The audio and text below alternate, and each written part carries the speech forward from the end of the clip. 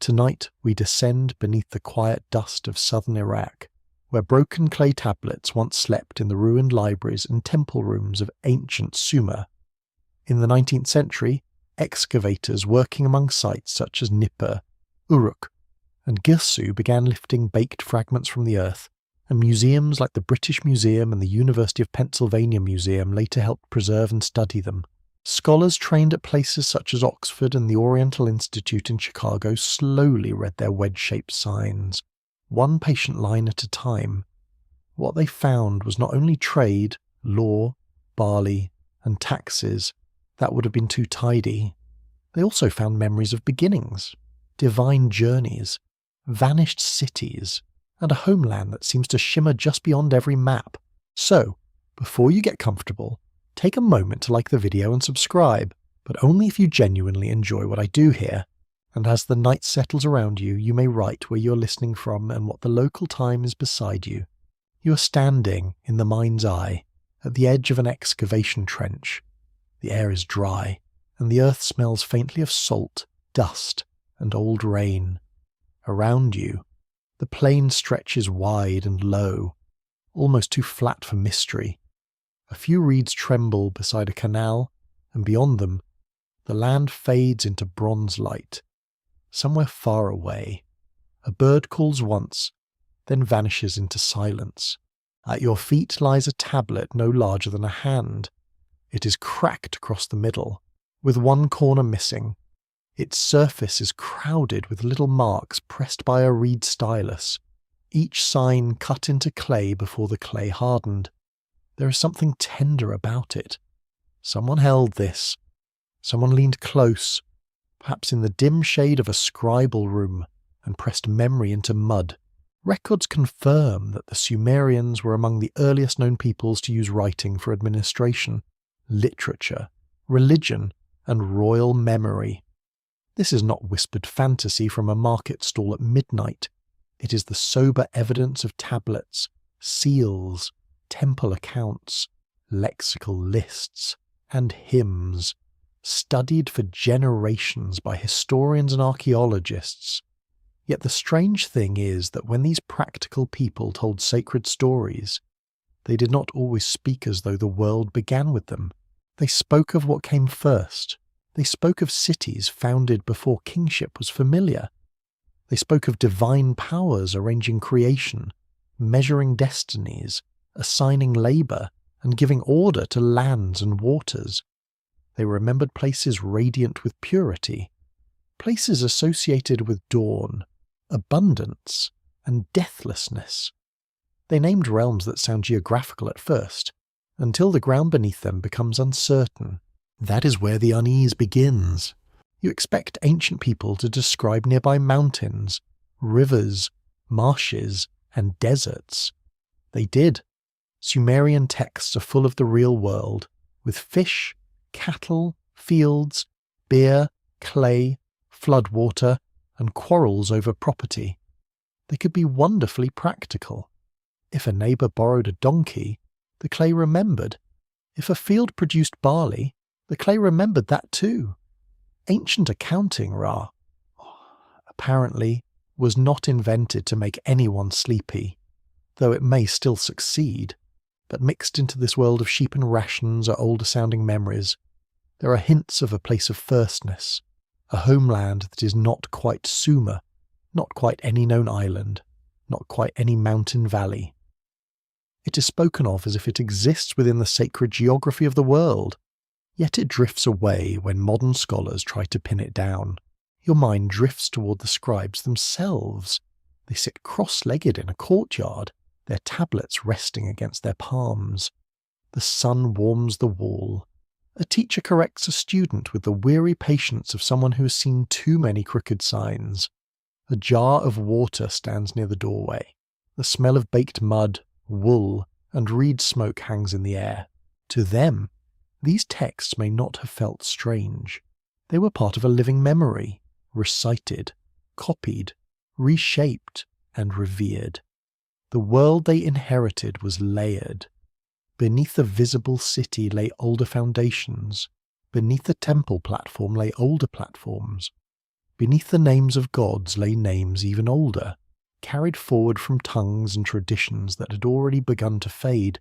Among professional historians, there remains an open debate over how much these myths preserve real cultural memory, and how much they arrange theology into story.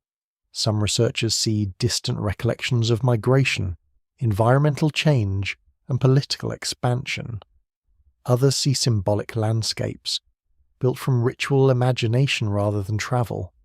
The most careful voices tend to say both may be true, which is sensible and also deeply inconvenient. Because myths do not obey clean borders, a tablet can name a place and still refuse to behave like a map. A hymn can praise a land and still make it feel more like a condition of existence than a destination. A god can travel from a homeland, but the homeland may belong to heaven, marsh, mountain, memory, or something older than all four. One quirky tidbit, often passed around the edge of Sumerian studies, concerns the idea that some ancient descriptions of shining lands and descending divine beings might encode memories of visitors from the sky. Serious scholars are cautious with that claim, and rightly so. The tablets do not simply say such things in the blunt way modern fringe readers sometimes wish they did. Still, the appeal is easy to understand. When a civilization describes powers arriving, organizing labor, founding cities, and measuring human fate, the modern imagination begins tapping at the glass. You do not need to believe the wildest version to feel the pull. The better mystery is quieter. It asks why the Sumerians imagined origin as something distant, ordered, and partially lost. It asks why the oldest cities seem to remember a sacred pattern they did not invent alone. It asks why the first written civilization in Mesopotamia placed itself inside a story that began somewhere else.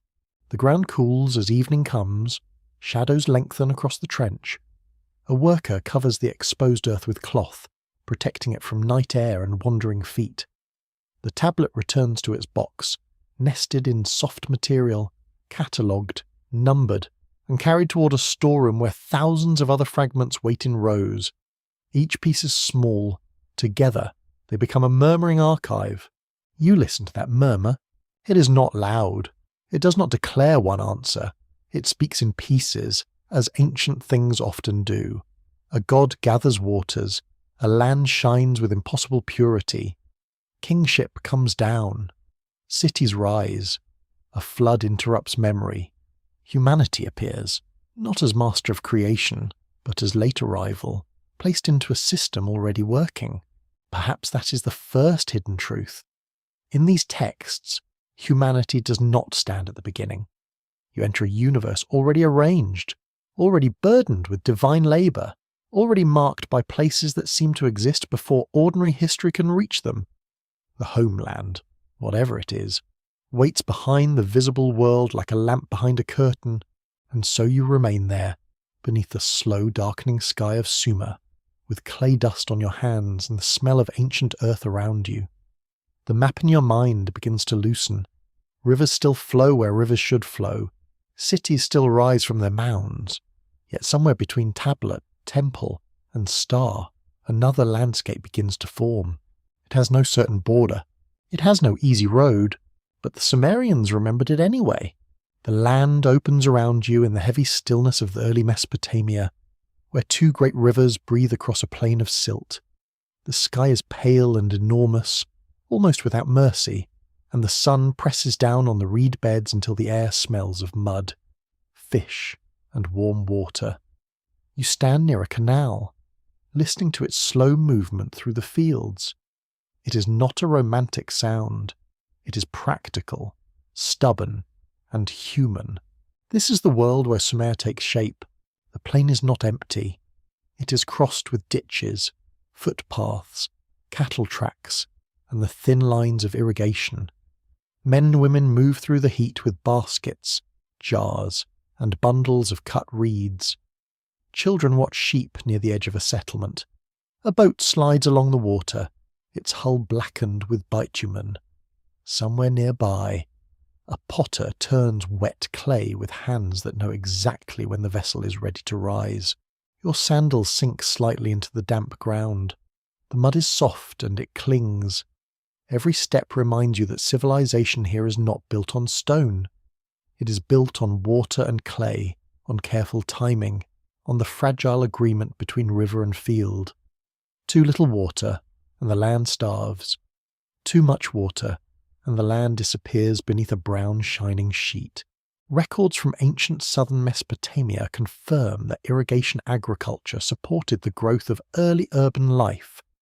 Excavations at sites such as Uruk have revealed monumental buildings, administrative tools, beveled rim bowls, cylinder seals, and the traces of organised labour.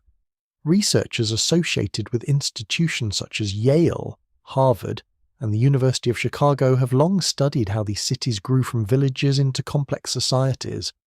The mainstream fact is firm enough. Sumerian civilization did not float out of pure myth. It rose from canals, grain, labour, and mud brick. Yet the rivers themselves seem to carry older questions. You look toward the Euphrates, broad and restless in the distance. Its water is not clear. It carries soil from far away, from mountains beyond your sight, from lands cooler and higher than this baked plain. The river brings life, but it also brings memory from somewhere else. Every flood leaves a new skin of earth behind. Every deposit says that the plain is made of distant places, ground down and carried here. That is a strangely fitting beginning. For a moment, it feels as though Sumer itself is a received world. It is not only inhabited, it is delivered. The mountains surrender their dust, the rivers spread it out, and human hands make straight lines through it. Villages become towns, towns become cities, cities raise temples, and temples become ladders of baked clay under a sky that never answers quickly. The heat is immense. You move closer to a settlement wall. It is made of sun-dried bricks, each brick shaped by hand and set into patient rows. The wall is not ancient to the people who built it. It is new, repaired, necessary, and probably slightly irritating because walls always need attention. A goat chews at a rope. A woman pours water into a jar and shades her eyes. The smell of barley beer drifts faintly from a doorway. This is not a world of marble silence. It is noisy with flies, animals, bargaining, prayer, and complaint. The Sumerians were not ghosts waiting to become museum labels. They sweated, they argued, they counted grain. They worried about floods and debts. They mended baskets. They made jokes that are mostly lost to us, which may be a mercy. Still, around the edges of daily life, something older presses in. The geography of southern Mesopotamia is flat enough to unsettle the imagination. There are no towering cliffs around you, no deep forests, no natural stone monuments rising from the plain. The horizon is low, and the heavens feel close because nothing interrupts them. The temples therefore become artificial mountains. Human beings build height because the land provides almost none. They stack mud toward the sky, perhaps not only to honour the gods, but to recreate some missing vertical world. A quirky fringe tidbit sometimes appears in discussions of Sumerian sacred architecture. Some enthusiasts suggest that the temple platforms were built as landing places for beings from the heavens. Careful archaeologists do not accept that as a demonstrated explanation. The better supported interpretation sees these raised structures as sacred centres, visible signs of divine presence and civic power. Yet the image remains oddly persistent. A flat land builds mountains for gods who are said to descend. The imagination notices. You walk through a gateway into the settlement. The ground inside is packed hard by generations of feet. Reed mats hang at entrances. Smoke rises from cooking fires, carrying the scent of fish, onions, and damp fuel. A scribe sits under shade with a tablet on his lap. He's not composing a cosmic riddle at this moment. He's probably recording deliveries, which is less poetic, but more useful if everyone wants dinner. The ordinary and the sacred are not separate here. A temple owns fields. Priests manage labour. Offerings require accounting. Grain moves through storehouses under divine names. The god is not an abstract thought held in private. The god has a house, servants, meals, possessions, festivals, songs, and political weight. This gives the landscape a layered feeling. Every canal is practical, yet it may belong to a temple estate. Every field is economic, yet it feeds a divine household. Every city is earthly, yet it imagines itself attached to a heavenly pattern. You begin to understand why a homeland outside normal geography could live so easily in Sumerian thought. Their world already joined mud and heaven in the same administrative system. Among scholars, there is continuing debate over how much early Sumerian identity grew from local development and how much came from migration or cultural blending. Some point to changes in pottery, language, and settlement patterns. Others warn that language and material culture do not move in simple lines. Prestigious journal may describe a sequence of layers, yet a human community is never only layers. It is marriage, trade, adoption, conquest, memory, and people stubbornly being complicated. The Sumerian language deepens the puzzle. It is not clearly related to the later Semitic languages around it, nor to any known language family with certainty. That does not mean it arrived from the stars. Despite what a few excited corners of the internet might prefer, it does mean that Sumer stands before us with a voice that resists easy ancestry. Its words emerge from clay as if from a room with locked doors. You hear that voice in place names. Eridu, Uru, Nipu, Lagash. They sound compact, ancient, and heavy with use. Each city seems rooted in the plain, yet many stories connect them to decisions made beyond human reach. Kingship descends. Divine plans are set. Sacred powers are assigned.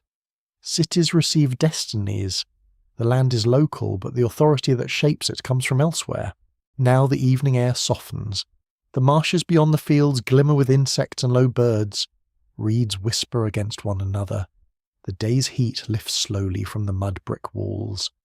People gather near doorways, and the first stars appear above the plain like small holes in a darkening cloth.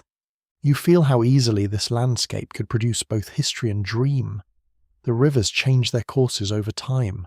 Marshes expand and vanish. Settlements rise, collapse, and are buried under their own dust. A city can disappear into a mound. A canal can become a dry scar. A sacred place can survive as a name long after its stones are gone. So the land before the rivers may not be a single place. It may be a memory carried by water, a sacred origin shaped by migration, or a theological horizon beyond normal travel. Perhaps the Sumerians looked at their river-made world and sensed that it was not first. Something had fed it. Something had sent the waters, the silt, the gods, the measures, the names. You stand quietly as the plain darkens. The rivers keep moving, and somewhere beneath their slow brown surface the question of homeland begins to deepen. The clay fragments wait in a dim room, stacked in trays, tagged by number, place, and uncertain meaning. You lean close, and the first thing you notice is not grandeur, but damage. Edges have broken away. Lines stop in the middle of a thought. Names appear with missing signs around them, like faces glimpsed through smoke. The ancient world does not arrive as a complete book. It arrives as a ruin that learned to speak. A tablet is not paper. It carries weight. When you imagine it in your hand, you feel the slight curve of its back and the roughness where the clay dried unevenly. Some tablets were baked by accident in fires that destroyed buildings. Others hardened slowly in the sun. A few were copied carefully by students who may have cared less about cosmic truth and more about avoiding correction from a tired teacher. There is comfort in that. The records confirm that Sumerian literature survives through thousands of clay tablets and fragments, many copied in scribal schools during later periods. Scholars at the University of Pennsylvania, Oxford, and other major centres have spent generations joining fragments, comparing duplicate passages and restoring damaged lines. This work is slow, exacting, and often uncertain. One tiny sign can alter a divine name, a place, or a verb of motion. And motion matters here. Many of these texts do not simply describe gods sitting still in temples. They describe journeys. A goddess travels, a god descends. A sacred power is carried from one city to another. A king receives authority that seems to come from beyond ordinary politics. A land is praised as pure, bright, remote, or ancient. Again and again. The fragments suggest a world where origin is not fixed beneath one roof. Your eyes settle on a transliterated line in a scholar's notebook. It is not beautiful at first glance. It is technical, bracketed, cautious, surrounded by question marks. Yet behind it stands a vanished voice. A scribe once pressed those signs into wet clay, perhaps copying words already old in his own day. The original singer or priest is gone. The city has fallen silent. Still, the line remains, wounded but stubborn. That is the power of broken clay. It does not give everything. It gives enough. You enter one of the old scribal spaces in imagination. The room is narrow and warm. Light comes through a high opening, catching dust in the air. Students sit with tablets across their knees, repeating lists of signs. Birds, trees, gods, stones, professions, and cities. The smell of damp clay mixes with oil, wool, and sweat. A master walks behind them, listening for errors. Somewhere, someone sighs too loudly. Ancient education was not romantic. It was repetition, discipline, memory, and sore fingers. Yet through that discipline, the Sumerians preserved stories about creation, kingship, floods, divine councils, sacred marriages, laments, and places that seem older than the cities copying them. Their classrooms became small engines of survival. A myth could pass through a bored student and still reach you. A quirky tidbit from the world of these tablets is that some student exercises include clumsy copies and correction marks. Even the deep past had homework, and apparently homework had opinions about children. This does not diminish the mystery. It humanizes it. The same culture that recorded impossible-sounding divine landscapes also trained young scribes through lists, drills, and occasional complaints. So when a tablet describes a homeland beyond ordinary geography, it is not floating alone. It belongs to an archive that also knows fish, jars, beer, wages, fields, lawsuits, and grammar. That mixture matters.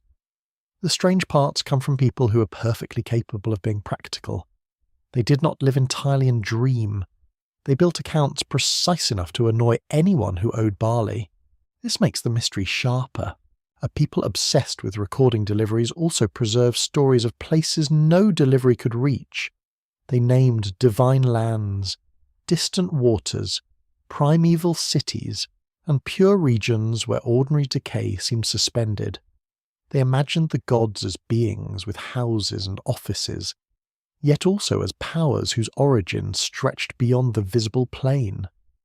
The texts move between household management and cosmic architecture with very little embarrassment. You listen to a fragmentary creation story as though it were being whispered beside a low lamp. It does not begin with the confident voice of a modern textbook.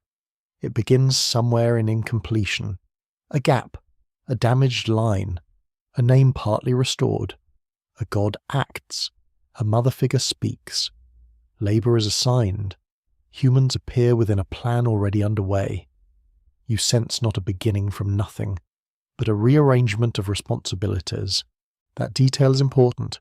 The Sumerian imagination often treats creation as ordering rather than sudden invention. Waters are separated, duties are distributed, temples are established.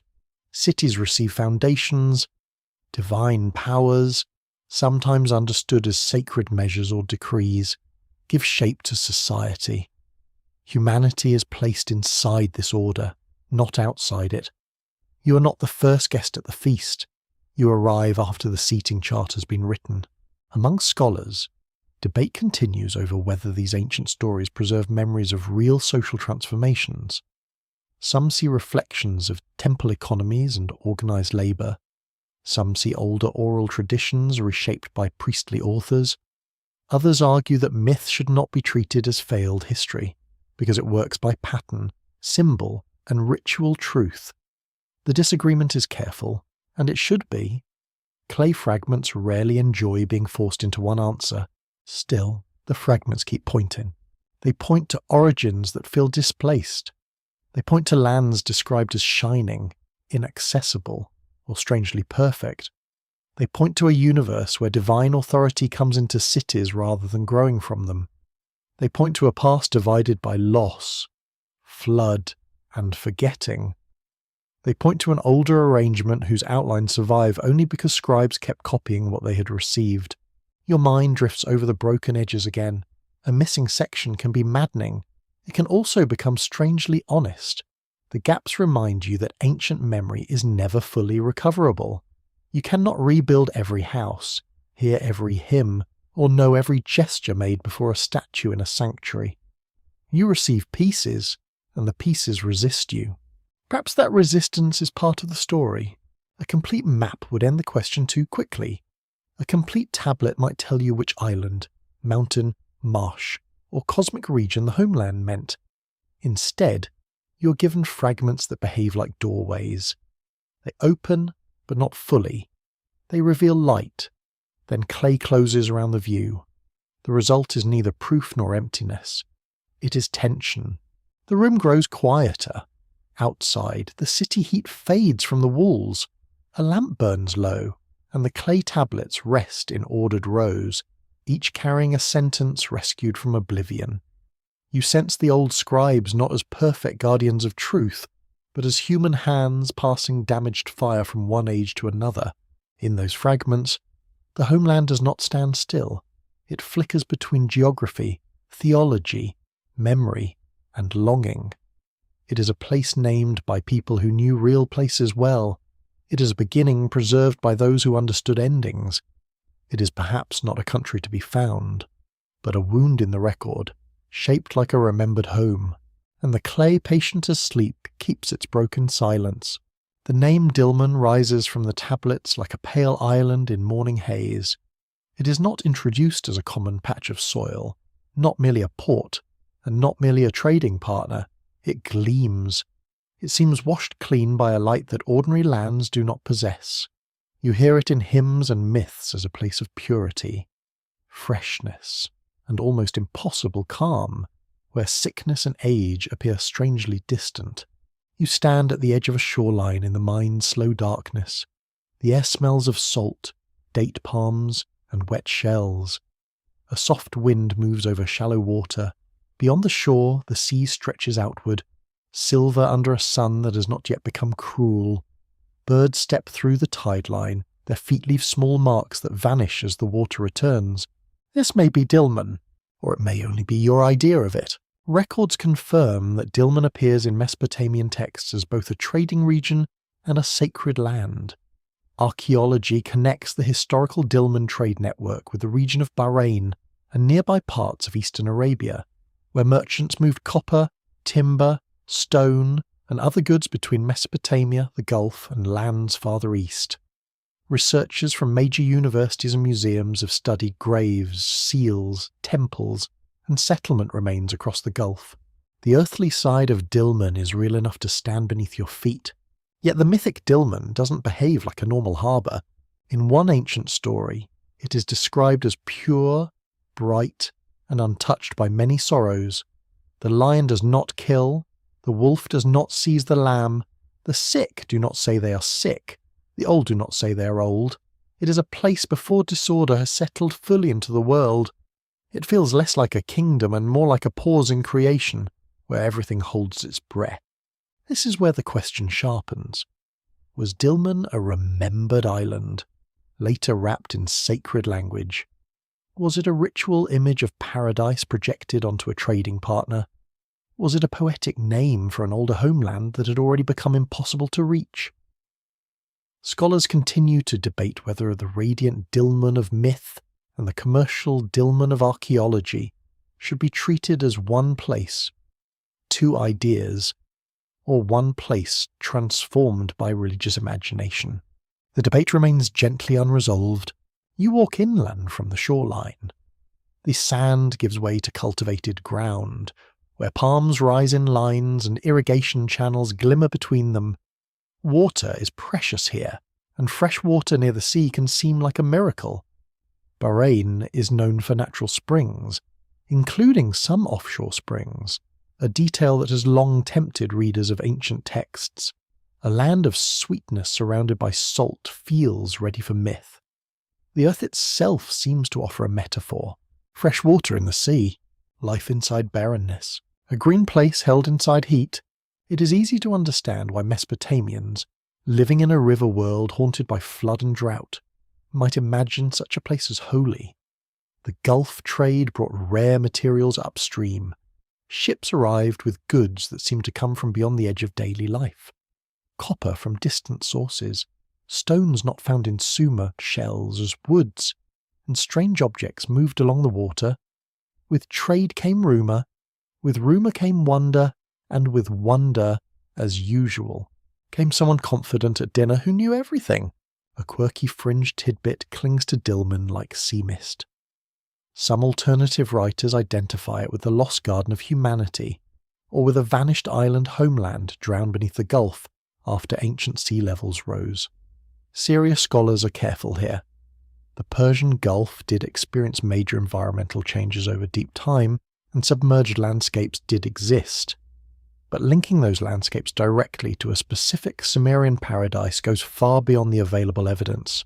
Still, the idea survives because it rests near a real truth. Shorelines change. Human memory notices loss. Imagine an old sailor in his skin darkened by years of salt wind. He sits near a warehouse, bending a rope while younger men ask about the Gulf. He speaks of islands, reefs, shining water, merchants who weigh goods with small stones, and springs that bubble where no spring should be.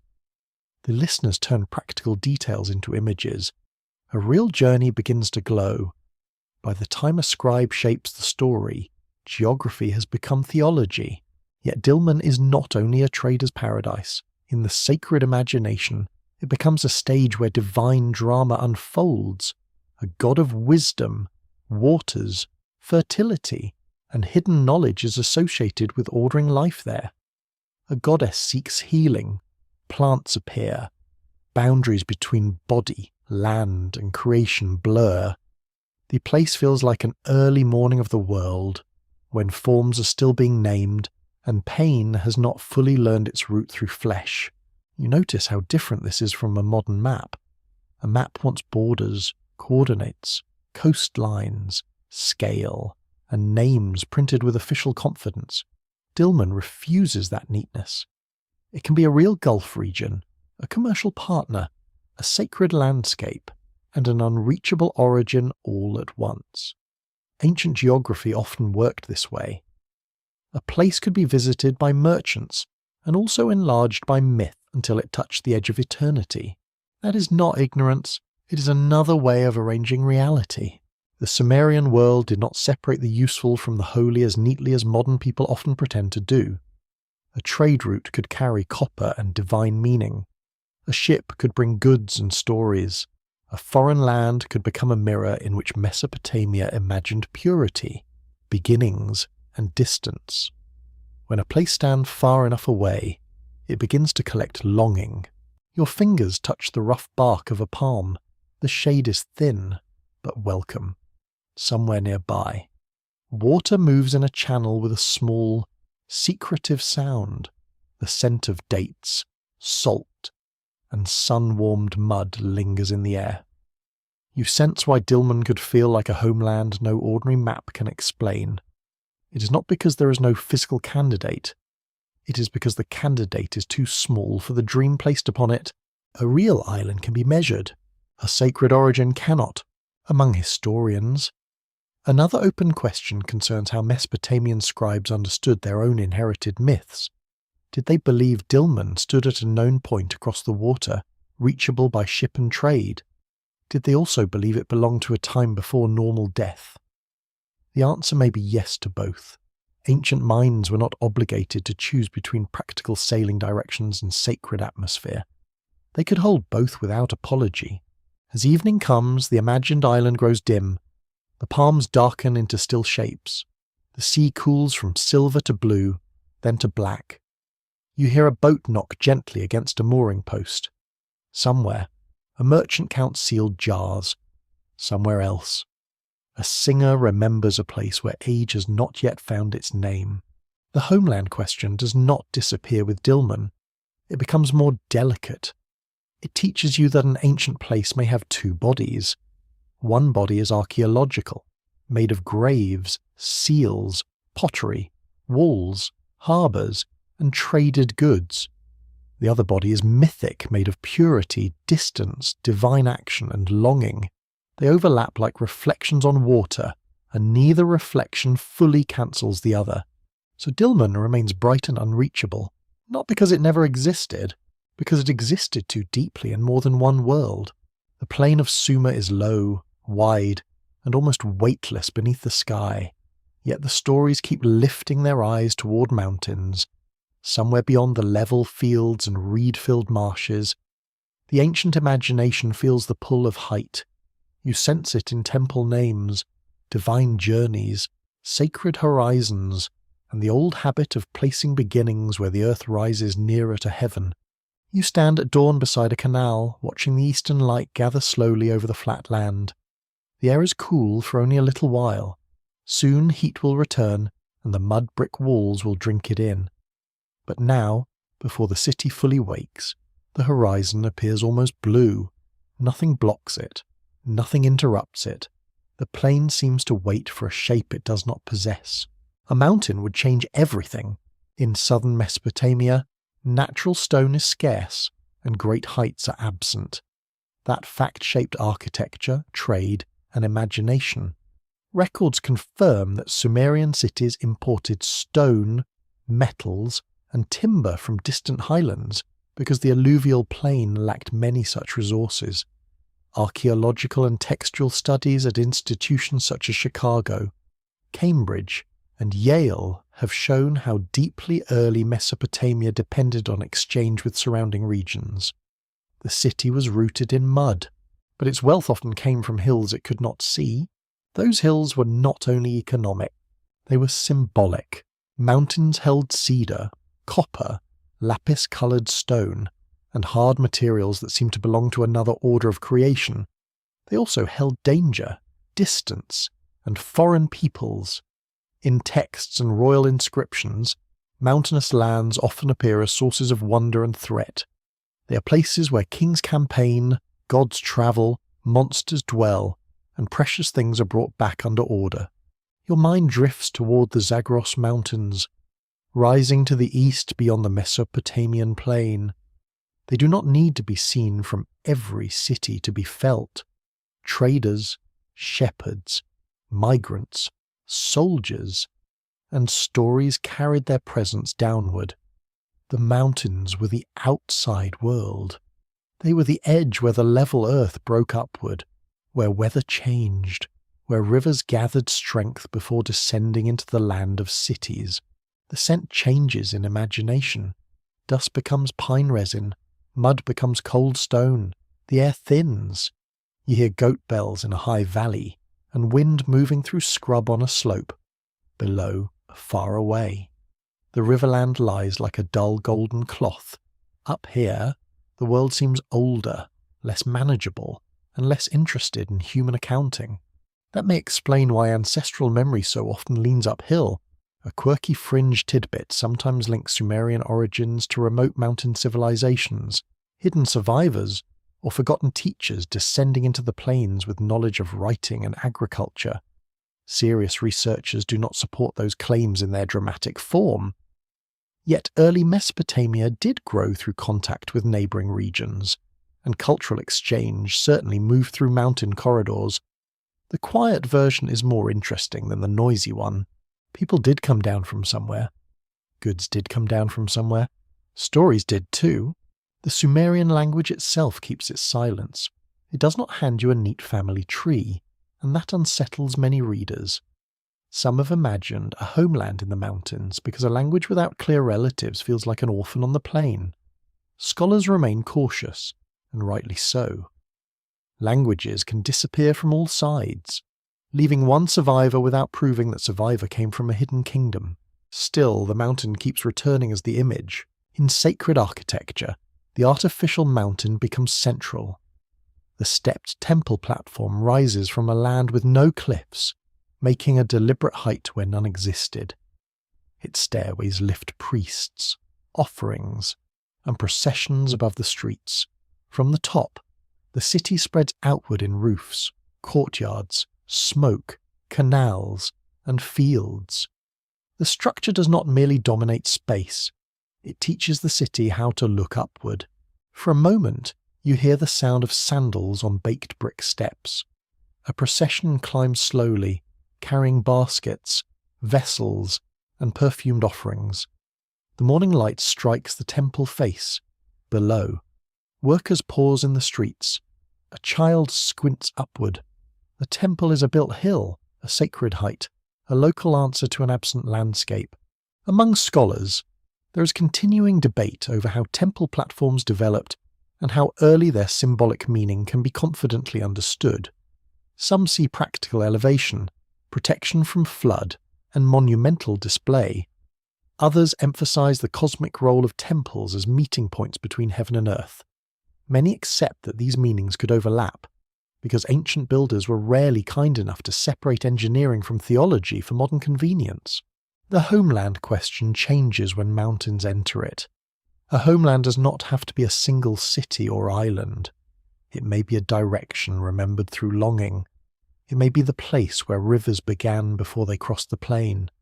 It may be the high source of materials, gods, ancestors, or sacred order. It may be an answer the flat land asked of the sky. You look again across the Sumerian horizon. The city of mud brick hums softly behind you. Bakers open ovens. Donkeys complain. A canal worker shouts at someone who's pretending not to hear.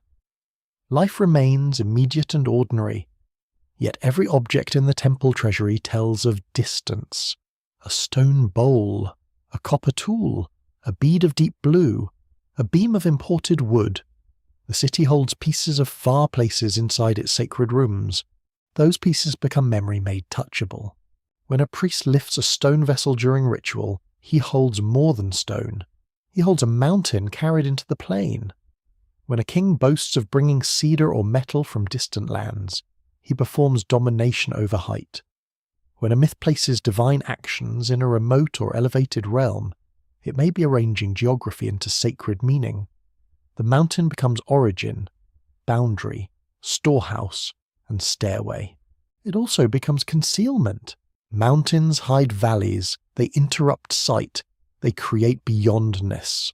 A homeland placed there can always remain partly unreachable, even when traders return from it. This is important. The ancient imagination did not require total ignorance to make a place mysterious. Sometimes partial knowledge is better. You know enough to believe, but not enough to finish the picture. The wind rises slightly across the plain. It carries grit against your skin. In the distance, the rivers continue their patient work, pulling mountain dust into lowland fields. Each harvest therefore grows from borrowed height. The barley in Sumer is fed by water that began elsewhere. The city eats the mountain without seeing it. Perhaps the Sumerians sensed this more deeply than a modern map allows. The homeland no map can explain may not sit neatly beyond one pass. It may be a layered idea born from dependence on places outside sight. The plain receives water, stone, timber, metals, stories, migrants, and sacred names from surrounding worlds. It becomes itself through what arrives. Its people build cities on mud, then imagine their foundations extending into mountains, heavens, and older realms. The sky brightens. The brief coolness is gone. Heat returns to the wall, the canal, the cattle yard, and the temple steps. Yet the invisible mountains remain in the mind, not as scenery, but as pressure. They pull the story outward. They make Sumer feel less like an isolated beginning and more like the low basin of a much larger memory. Somewhere beyond the horizon, stone catches sunlight. Somewhere below, clay remembers height. The gods of Sumer do not enter like distant thoughts floating above the world. They arrive with houses, titles, servants, quarrels, journeys, and responsibilities. They feel strangely organized, almost administrative, as though the universe itself has a bureaucracy older than the first city wall. That may sound unromantic, but it is also very Sumerian. Even eternity seems to require management. You stand in the shadow of a temple courtyard as morning offerings are prepared. The stone bowls are cool to the touch. The bread is warm. The smell of oil, grain, wool, and incense gathers in the air, soft but persistent. A priest moves slowly, careful not because he is frightened, but because every gesture has inherited weight. The god is not imagined as a vague presence. The god has a dwelling. This is one of the great differences between modern ideas of divinity and ancient Mesopotamian ones. The gods are not only worshipped, they are hosted. Their statues are fed, clothed, washed, praised, and carried in processions. Their temples function as sacred households with land, labourers, stores, records, and authority. Records confirm that major Sumerian temples were economic and religious centres, deeply woven into the organisation of cities. Research from institutions such as the University of Pennsylvania, Chicago, and Oxford has shown how temple households shaped production, redistribution, ritual, and political power. The divine world has structure. At its height stand great powers associated with sky, air, earth, waters, fertility, wisdom, love, war, sun, moon, and justice. Their names shift through time and region, and their relationships can be difficult to arrange without making the family tree look like a reed basket after a goat has investigated it. Still, patterns emerge. Certain gods command, others create, judge, heal, guide, or destroy. Some hold sacred powers, some receive destinies, some travel between realms. You notice the word travel. Again and again. Divine figures move. They do not remain politely in place for the convenience of future scholars. They descend into the underworld. They visit other cities.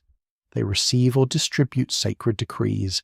They journey by boat, by road, by cosmic passage, or by ritual imagination. Their movement suggests a universe with zones, thresholds, offices, and territories.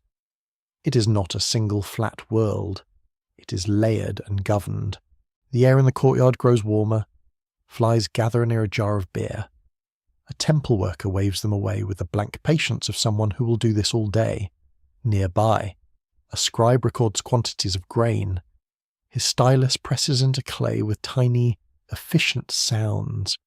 It is easy to smile at the contrast. While a hymn praises divine splendour, someone still has to count barley. Heaven may be majestic, but breakfast has inventory. A quirky fringe tidbit often attached to Sumerian gods is the claim that they were remembered visitors from another world, mistaken as deities by early humans. This idea became famous in modern alternative writing, but it is not accepted by mainstream Assyriology. The texts do not provide clear evidence for machines, planets, or extraterrestrial biology. Yet the fascination comes from something real within the literature. The gods are described as powerful beings who arrive, command, organize, and possess knowledge beyond ordinary human reach. You do not need to turn them into astronauts to feel their otherness. In Sumerian imagination, the gods belong to a realm that overlaps human life but is not contained by it. Their homes are in temples, yet their authority exceeds those temples. Their statues stand within walls, yet their origins and powers reach into heaven. Deep waters, mountains, and the hidden regions beneath the earth. A god can be local and cosmic at once. That is not contradiction. That is ancient theology doing several jobs at the same time. Your mind drifts toward the god of wisdom and deep waters, whose domain is often connected with subterranean fresh water. This is not just water in a bucket or canal. It is primeval water, hidden water, generative water, a source beneath visible life. In a land dependent on irrigation, such imagery is not ornamental, it is existential. Water comes from below, from rivers, from springs, from unseen sources, so wisdom too may rise from hidden depths. Another power is associated with the sky, remote and commanding. Another with the storm, breath and authority. Another with love and battle, tenderness and terror held in the same divine body. These gods are not simple symbols. They are personalities shaped by centuries of worship, city politics, poetic memory, and ritual need. They change as cities rise and fall.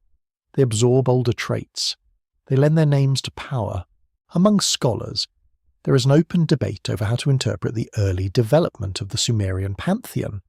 Some historians emphasize local city gods growing in importance through political expansion. Others focus on older religious patterns inherited from the village societies, later arranged into organized theological systems. Still others warn that the surviving texts are mostly copied in later contexts, so they may preserve ancient material through later filters. The gods come to us through clay, but clay has its own history. You move deeper into the temple precinct. The walls are thick, and the interior air feels cooler. Lamps burn with a faint smell of oil. The floor is clean, packed, and slightly uneven. A divine statue stands within a sacred space, not as an idol in the shallow sense, but as a presence made visible and serviceable. The ancient worshipper does not think the material object is merely art. Through ritual, it becomes a meeting point. That meeting point matters for the homeland question. If the gods have homes in the cities, but also come from elsewhere, then each temple is a kind of embassy. It is a local building for a non-local power. It anchors something vast into mud brick. The homeland of the gods may therefore be mirrored in every sanctuary, but never exhausted by any one of them. A temple can say, here. A myth can say, not only here. This double location gives Sumerian religion its strange depth. The god is in the city, but the god's authority comes from beyond the city. Kings receive legitimacy, but kingship itself descends from a higher order. Human labour fills temple stores, but humanity itself is explained as part of a divine solution to a divine problem. The world of people is not self-founded. It is inserted into a system already alive with duties. For a moment, the echo changes into chant. Voices rise in slow praise. The rhythm is measured, almost like breathing. Outside, the city goes on with its usual grace and irritation. A donkey refuses to move. A child cries. A merchant argues about weight. Inside, the god receives offerings as though cosmic order depends on quiet repetition. Perhaps, in a way, it does. When texts describe gods coming from elsewhere, they may not be pointing toward one hidden continent. They may be expressing a deeper structure of reality. The sacred arrives from beyond ordinary life, then takes residence within it. The divine homeland is not just a place behind the horizon. It is the unseen source from which order, kingship, fertility, and destiny flow. Still, the language of arrival remains. The gods come. The powers are brought. The decrees are given. The cities receive. The human world is shaped by something prior, something organized, something not quite native to the clay beneath your feet. This is why the Sumerian homeland feels so hard to draw. It belongs partly to geography, partly to ritual, partly to cosmic administration, and partly to the human need to believe order came from somewhere. The temple lamps tremble softly. The smell of oil lingers. Outside, sunlight strikes the courtyard stones, and the city brightens into another working day. Yet behind the offering tables and storage rooms, behind the hymns and accounts, the divine world remains wider than the visible one. The gods have houses here, but their home is somewhere else. The city rises from the plain as though it is trying to remember a shape older than itself. From a distance, it appears low and earthen, a cluster of walls, roofs, courtyards, and temple platforms under the wide Mesopotamian sky. Yet as you draw nearer, the settlement becomes more than shelter. It begins to feel arranged, not perfectly, not with the clean geometry of a modern planner, but with a sacred stubbornness. Streets bend around shrines, canals feed fields and workshops, gates open toward roads, water, and obligation. You enter through a passage of packed mud brick. The wall is warm beneath your fingers, almost alive with stored sunlight. Inside, the city smells of bread, animals, bitumen, damp clay, and smoke from cooking fires. A dog sleeps beside a doorway. A woman grinds grain with a steady circular motion. Somewhere, bronze rings lightly against stone. The sound is small, but it carries. At the heart of this world stands the temple. It is not simply placed in the city, it gathers the city around itself. Storehouses, kitchens, workshops, courtyards, offices, and ritual rooms form a network of service and authority. The temple receives offerings, manages land, preserves hymns, employs labourers, and anchors memory. Records from excavated Sumerian cities confirm that temples were among the most important institutions in early urban life, holding economic, social, and ceremonial power. Archaeologists from universities such as Chicago, Pennsylvania, and Oxford have traced these patterns through architecture, tablets, seals, and layers of rebuilding. The city is practical. The city is sacred. And somehow, the city may also be a reflection. In Sumerian thought, earthly order often appears as a copy of divine order. A temple is called a house of a god, but it is more than a residence. It is a point where the unseen world touches the visible one. Its plan, rituals, and objects suggest that human space must be aligned with powers older than human hands. When a city builds a sanctuary, it may be recreating something believed to exist above, below, or beyond the ordinary landscape. Your mind drifts through a temple courtyard at dusk. The air cools slowly, and the mud bricks release the day's heat. Priests carry vessels.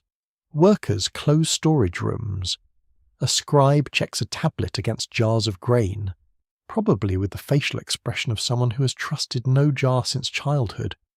In a side chamber, incense drifts upward in a thin blue thread. The scent is resinous, sweet, and a little bitter. Above the city, the stars begin to appear. This matters because Sumerian cities did not understand themselves as accidental collections of houses. Their names, gods, festivals, and foundation stories tied them into cosmic order. One city belonged especially to one deity. Another guarded another divine power. A city was not only where people lived, it was where a god's presence had settled, where a destiny had been received, and where human labour upheld a pattern too large for one generation. The temple platform makes this visible. Rising in stages, it resembles an artificial hill, a human-built height in a flat country. Its upper shrine draws the eye upward. Its stairways create a ritual climb. Its mass tells every passerby that the city has a centre, and that the centre is not ordinary ground. The city builds height because the sacred seems to require ascent. A quirky fringe tidbit sometimes claims that Sumerian cities were laid out as maps of star systems or landing grids for sky visitors. Mainstream archaeology does not support such claims. The evidence points instead to changing urban growth, local needs, canals, property, sacred precincts, and political power. Still, the fringe instinct notices something worth keeping, once stripped of its costume. These cities do appear to imitate a larger order, not a machine map, perhaps, but a sacred pattern. That pattern is not always tidy. Streets are narrow, houses press closely together, drainage channels run where they can, people expand rooms, repair walls, and alter spaces across generations. The city is both planned and improvised, like most human lives, yet the sacred center remains.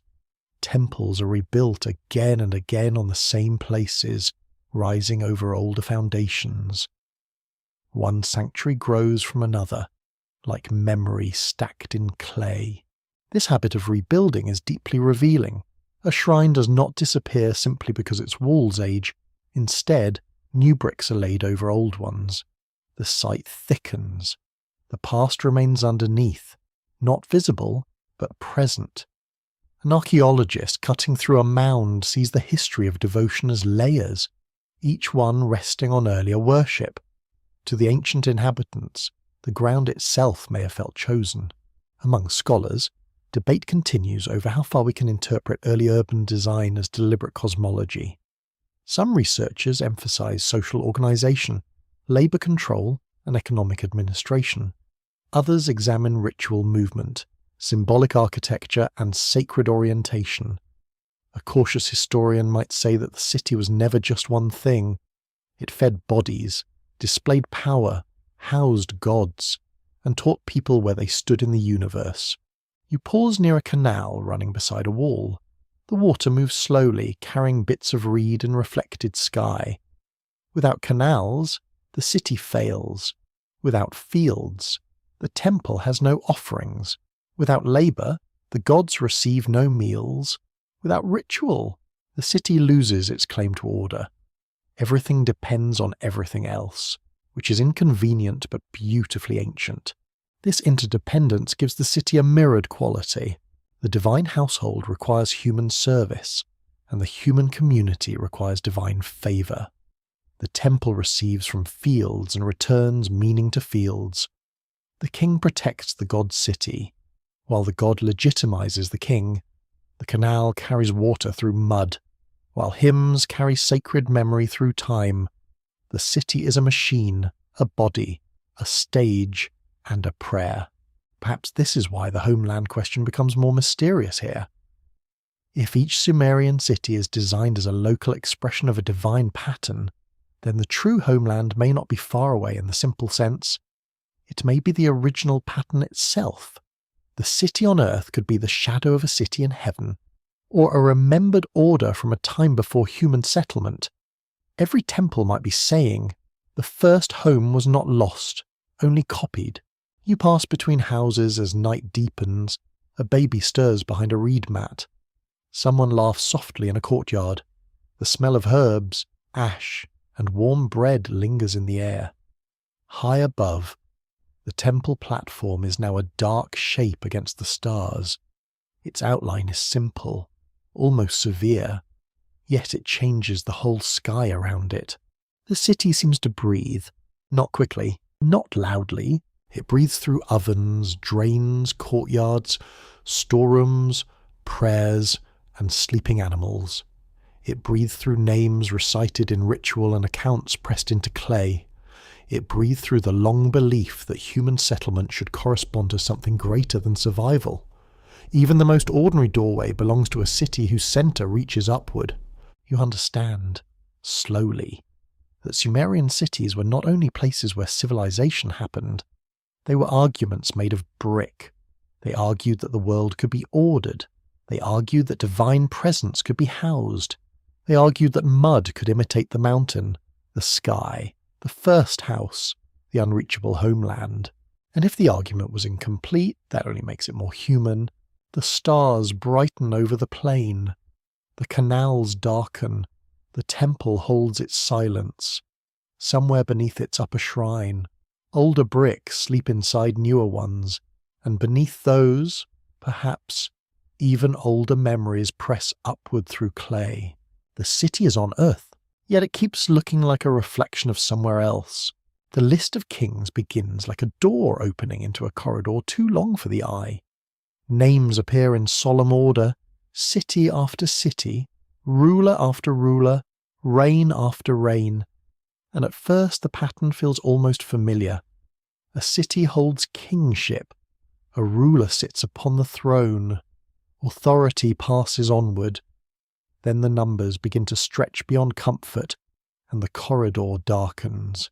You see a clay tablet resting under lamplight, its signs pressed carefully into a surface the colour of dried river mud. The scribe is not writing a casual tale. He's arranging power into sequence. He's making a memory of rule, not as scattered legend, but as a chain. Kingship descends, settles in a city, moves again, and somehow survives disaster. Records confirm that the Sumerian King List is a real ancient composition preserved in several versions, known from tablets copied in Mesopotamian scribal traditions. Scholars at major institutions, including Oxford, Chicago, and the University of Pennsylvania, have studied its structure, its political purpose, and its startling mixture of historical rulers with legendary figures. Some later kings can be connected with broader evidence, others stand in the mist, wrapped in impossible numbers. Those numbers are the sleeping hook. Before the flood, certain kings are said to have ruled for tens of thousands of years. One reign reaches beyond ordinary imagination. Another follows with similar vastness. City after city receives kingship, and the rulers endure for spans that no human body can bear. The tablet does not blink. It simply records the pattern, as if duration itself once obeyed different laws. You sit quietly with that thought.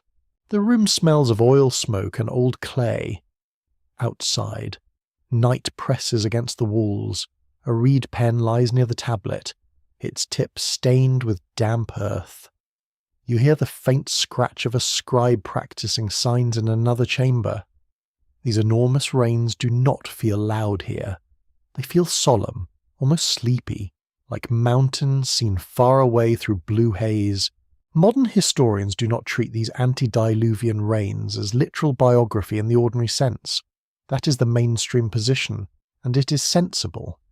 Human beings do not reign for 28,000 years, at least not without creating serious problems for palace scheduling. Instead, scholars often interpret the numbers as symbolic, theological, political, or mythic. They may express divine favour, cosmic antiquity, or the majesty of a time outside normal reckoning. Yet the list is not meaningless. It preserves a structure of memory. First, kingship comes down. Then it rests in selected cities.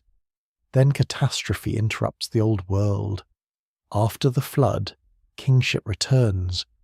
But the reigns become shorter, more human, more historically recognizable. The sequence suggests a hidden timeline divided into ages. There is a before, a rupture, and a diminished after. The human world you know belongs to the later side of the break. That's unsettling in a quiet way. Your mind drifts across the cities named before the flood. Eridu appears as a first seat of rule in some traditions, ancient even among ancient names. Bad Tibira, Larak, Sippar, and Shuruppak enter the line of kingship. Each name feels like a marker on a sacred route. Yet not all can be mapped with equal confidence. Some are excavated, some are debated. Some hover between archaeology and textual memory, refusing to become fully solid. A quirky fringe tidbit grows from those long reigns. Some alternative writers claim the numbers prove that early rulers were non-human beings, survivors of a vanished super-civilization, or visitors from the heavens.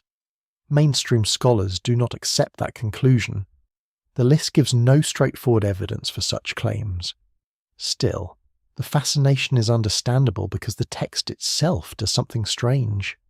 It imagines rulership before ordinary history as vast, organized, and almost inhumanly old. The better question is not whether one king truly sat for 36,000 years.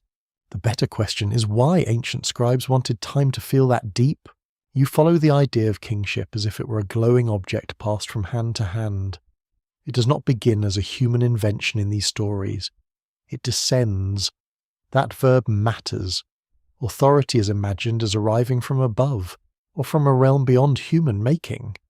Cities do not create kingship merely because they need someone to settle canal disputes, although they certainly did need that. Kingship is bestowed, received, and moved according to a higher pattern. The throne becomes a sign of cosmic order. Among scholars, debate continues over the purpose of the Sumerian King List. Some see it as political propaganda, designed to unite many city traditions into one royal sequence. Others emphasize its theological view of kingship as a divine institution. Some examine how it blends memory and ideology, placing local rulers into an artificial line that makes later power look ancient and inevitable. The tablet may be history, but history wearing ritual clothing. That clothing is important. Ancient Mesopotamian kings needed legitimacy. They ruled cities full of temples, fields, workers, rival families, merchants, priests, soldiers, and very strong opinions.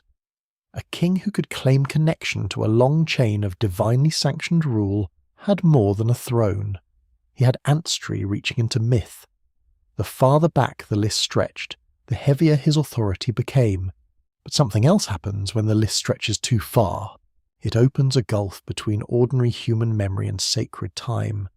The years before the flood become almost geological, yet filled with kings, cities, and institutions. The text imagines civilization not as a recent invention, but as something already ancient before catastrophe. That turns the homeland question into a question of age. If cities and kingship existed before the flood, then Sumer is not the beginning. It is the surviving page of a much older book. You feel the floor cool beneath your bare feet. The lamp flickers, and the signs on the tablet seem to deepen in shadow. A name catches the light, then sinks back into clay. These names may not be biographies, but they are not empty. They are containers for the idea that rule, city life, and divine order began in a time beyond normal reach. The flood stands in the list like a wall of water drawn across memory. Before it, reigns are enormous. After it, the world becomes smaller. The same institution continues, but it has changed scale. That is a powerful image.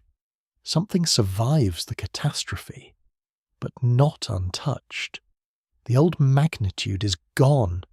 The age of impossible kings has withdrawn.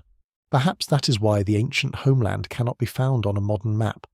It belongs partly to that withdrawn age. It is not only elsewhere in space, it is elsewhere in time. No road reaches it because the flood, whether historical memory, mythic boundary, or theological symbol, has placed it behind a curtain. You imagine a scribe copying the list centuries after the earliest cities had risen. He may not know what every name once meant. He may copy with reverence, habit, or schoolroom duty. Yet by preserving the sequence, he keeps alive a worldview in which civilization descends from a depth too old to measure. His tablet becomes a bridge across broken ages. Outside, the city sleeps under a scattered sky. Somewhere, a canal moves in darkness. The temple platform stands silent, its upper shrine barely visible against the stars. The king in his palace, however human, however tired, however worried about enemies and grain, lives beneath a title that claims impossible ancestry. Kingship came down. The list says so, and beneath that simple statement lies a vision of history where humanity inherits institutions from a time it can no longer fully remember. The kings before the flood may be mythic, symbolic, political, or sacred. They may be all of these at once. Their long reigns are not a problem to solve quickly. They are a slow pressure on the mind. They make time feel older. They make the map feel thinner. The flood enters the story without needing to shout.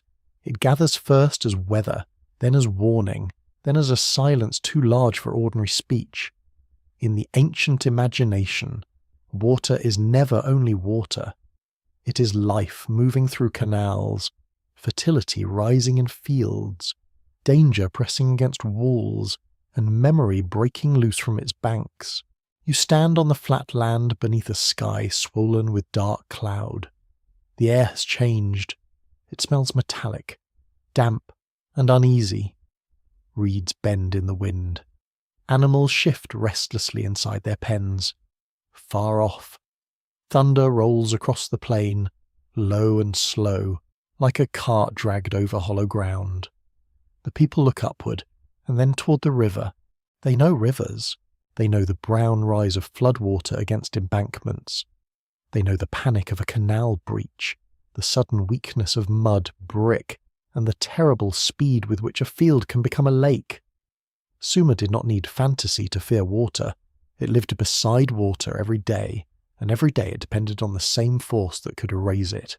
Records confirm that southern Mesopotamia experienced serious floods throughout antiquity, and archaeology has identified flood deposits at several ancient sites, though not one single layer covering all cities at once.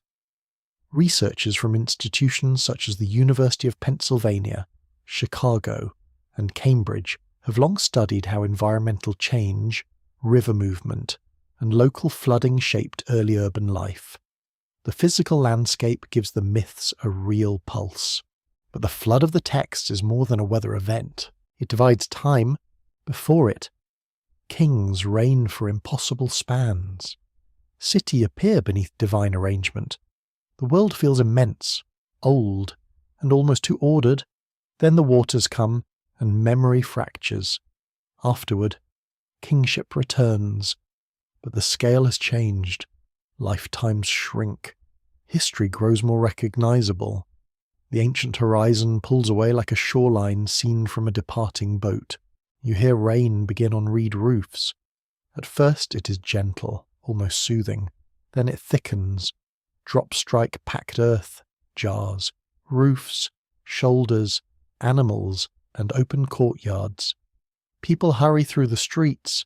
Someone lifts a child. Someone shouts about a gate. Someone curses the canal bank, which is unfair to the canal bank but entirely understandable. The city becomes sound. Water pours from roofs, donkeys bray, dogs bark, wind pushes smoke sideways, the careful order of walls, drains, storage rooms, and doorways begins to feel fragile. Mud brick, that faithful servant of civilization, has one great weakness.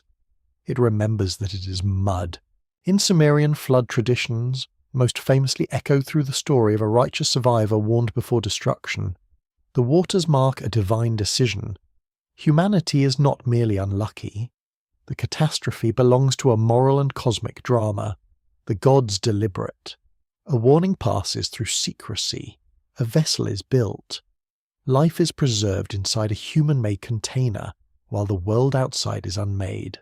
A quirky fringe tidbit often links Mesopotamian flood stories to global theories of a vanished advanced civilization drowned at the end of the Ice Age.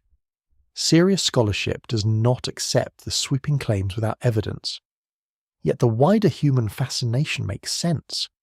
Many cultures preserve flood stories, and many landscapes were altered by rising seas, river changes, and local disasters. Water is one of history's oldest editors. It erases with great confidence. Among scholars, debate remains open over how Mesopotamian flood stories relate to real events. Some suggest memories of devastating local floods became enlarged through oral tradition. Others emphasize mythic structure, where the flood purifies, resets, and legitimizes a new order. Some compare Sumerian, Akkadian, and later Near Eastern versions to trace how the story changed across time. The safest answer may be layered rather than singular. A real flood may become a cosmic flood. A cosmic flood may preserve a real fear. You walk through the imagined city as water rises around your ankles. Clay walls darken as they drink moisture. A storage jar tips and rolls slowly against a threshold. Grain sacks are lifted to higher shelves. The smell is rich and heavy. Wet earth mixed with animals, smoke, and fear. In a temple courtyard, offerings are hastily covered. Sacred order itself seems to crouch beneath the storm. The frightening thing is not only death or destruction, it is interruption. Floodwater cuts roads, separates houses, ruins tablets, collapses walls, and carries objects away from their names. A seal loses its owner, a shrine loses its vessel, a field loses its boundary. When the waters withdraw, people may still live, but the world has to be named again. That is why the flood matters to memory. Civilization depends on continuity. A city is not merely buildings, it is records, habits, claims, rituals, debts, marriages, inherited offices, and remembered foundations. A flood attacks all of these at once. It turns arrangements into mud. It makes people ask what still stands, what must be rebuilt, and which stories explain why rebuilding is worth doing. In the Sumerian imagination, the return of kingship after the flood is profound. It suggests that divine order survives catastrophe, but not without transformation. Authority does not simply continue as if nothing happened. It is restored. The world after the waters is a second world, related to the first but smaller, more fragile, perhaps more human. Your mind lingers on the survivor figure, the one who carries life across the water. He is not a conqueror, he is a keeper. He preserves animals, seed, craft, memory, and the possibility of future offerings. In that role, he becomes a living bridge between ages. He does not explain everything. He simply endures long enough for the world to begin again. The rain softens. In the distance, thunder fades. The brown water spreads outward under a pale sky, covering roads and fields with a dull shine. Broken reeds drift past. A roof beam floats slowly through what used to be a street. People emerge, dazed and silent, counting who remains. It is a quiet scene, and that quiet is worse than noise. From such quiet, myths grow, not instantly, not neatly. A grandfather tells what he saw. A singer gives it rhythm. A priest gives it meaning. A scribe gives it clay. Centuries pass, and the flood becomes more than remembered water. It becomes the boundary between the first arrangement and the present world. It becomes the reason why the oldest homeland recedes. If there was a land of beginnings, water stands between you and it. If there were kings before ordinary kings, water has placed them beyond reach. If there was a purer order, a divine plan, or a city that mirrored heaven more perfectly, water has blurred its foundations beneath silt. The flood does not only destroy the map, it washes time. You stand at the edge of the receding waters. The mud pulls at your feet. The air smells of silt, soaked wood, and exhausted animals. Somewhere a child laughs suddenly, too brightly, because life is rude enough to continue. Nearby, an old woman presses wet clay flat in her palm, as if beginning again must start with touch. Perhaps the ancient homeland is unreachable because it lies on the far side of a remembered catastrophe. Not far across the sea, not high in the mountains, but behind a rupture in the human story. The Sumerian texts do not hand you a simple disaster report. They offer a scar shaped like water. And in that scar, the past becomes sacred, distant, and strange. Humanity enters the Sumerian story with a strange lack of ceremony. You might expect a grand arrival, a blaze of dignity, a trumpet note from the roof of heaven. Instead, the oldest tales often place human beings inside a problem of labour. The gods have work to do. The world requires tending. Canals need clearing, fields need feeding, offerings need presenting, and even divine households seem to dislike unpaid overtime. It is oddly humbling. You stand in a field before sunrise. When the air is cool and grey over the plain, mud is packed beneath your feet. A line of workers moves toward the canal with baskets, hose, and quiet reluctance. Their shoulders bend before the day has properly begun. In the distance, the temple platform is only a dark shape against a paling sky. Birds stir in the reeds. Water waits in its channel, patient and demanding. The Sumerian world is built through labour. That is not a poetic exaggeration. Records confirm that early Mesopotamian cities depended on organised agricultural work, canal maintenance, craft production, and temple redistribution. Tablets from ancient administrative archives record rations, workers, tasks, deliveries, and institutional control. Scholars at universities such as Chicago, Yale, and Pennsylvania have shown how deeply labor systems shape Sumerian urban society. Civilization here is not only belief, it is work measured in grain. The myths seem to know this. In several Mesopotamian creation traditions, humans are made to relieve the gods of burdensome labor. The details vary across texts and languages, but the pattern is clear enough. Divine beings tire of maintaining the world. A solution is proposed.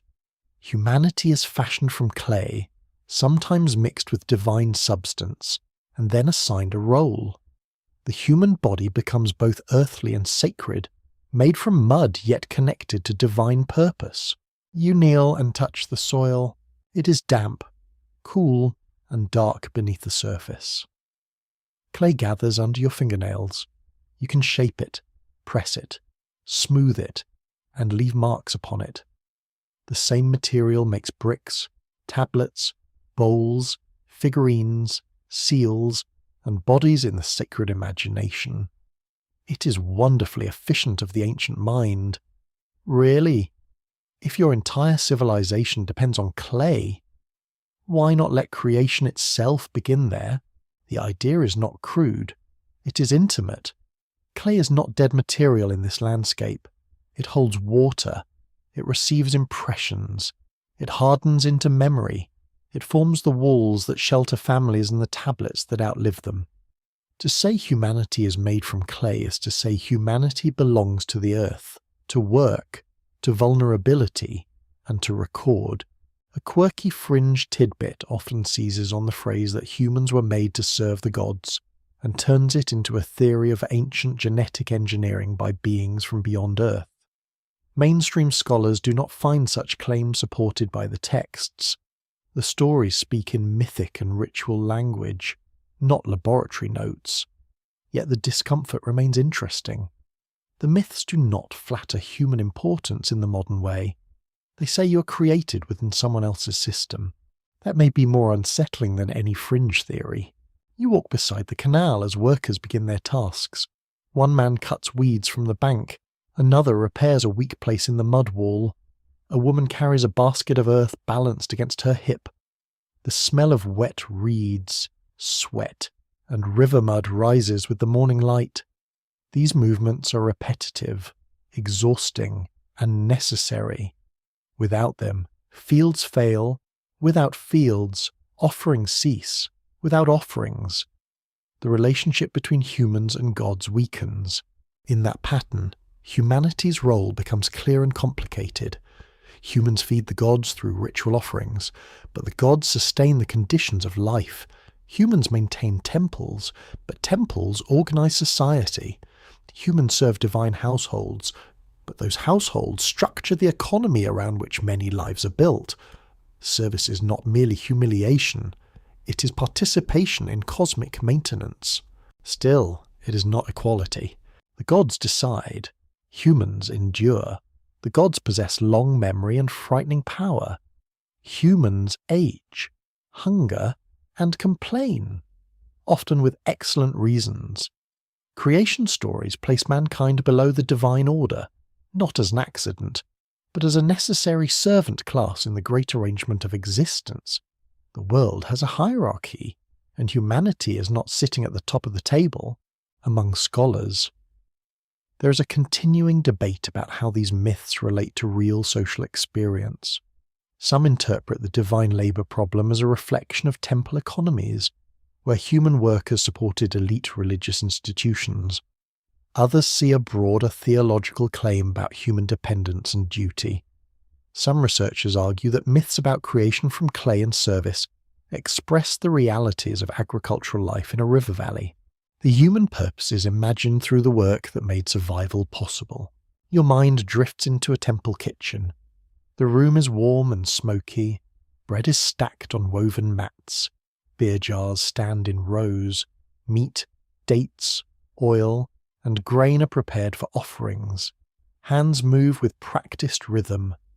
The divine meal is not a metaphor to those who serve it. It is cooked, carried, placed, removed, distributed, recorded, and repeated. Sacred life has chores. There is a gentle sarcasm hidden in the scene. Even gods, apparently, enjoy regular meals. Even eternity has catering. Yet beneath the smile lies a serious insight. Ritual feeding expresses a relationship of dependence. Humans are not merely begging from distant powers. They are sustaining divine presence in the city through daily acts. The temple becomes a place where service turns into order. This helps explain why a homeland beyond the map matters so much. If humanity was created after the divine order already existed, then the true beginning does not belong to human memory. People enter late. They inherit cities, duties, gods, waters, measures, and sacred expectations. The homeland may be the place or condition from which that earlier order came, the realm where purpose was decided before hands were shaped from clay. You listen to the workers at noon. Their voices are low, tired, and dry. The sun has become white overhead. A child brings water in a jar, and the jar sweats in the heat. Someone makes a joke about the overseer, softly enough not to become historically unfortunate. Life continues inside the system, not as pure obedience, but as human resilience. The myths may say humanity was made for labour, but the tablets show humans doing far more than labouring. They sing, litigate, marry, trade, pray, insult, mourn, study, boast, and remember. They make beauty while serving necessity. They turn mud into cities and fear into hymns. They are servants, yes, but never only servants. Perhaps that is the hidden tenderness in the Sumerian vision. Human beings are created to carry burdens the gods no longer wish to bear. Yet in carrying them, humans become the keepers of the world's visible order.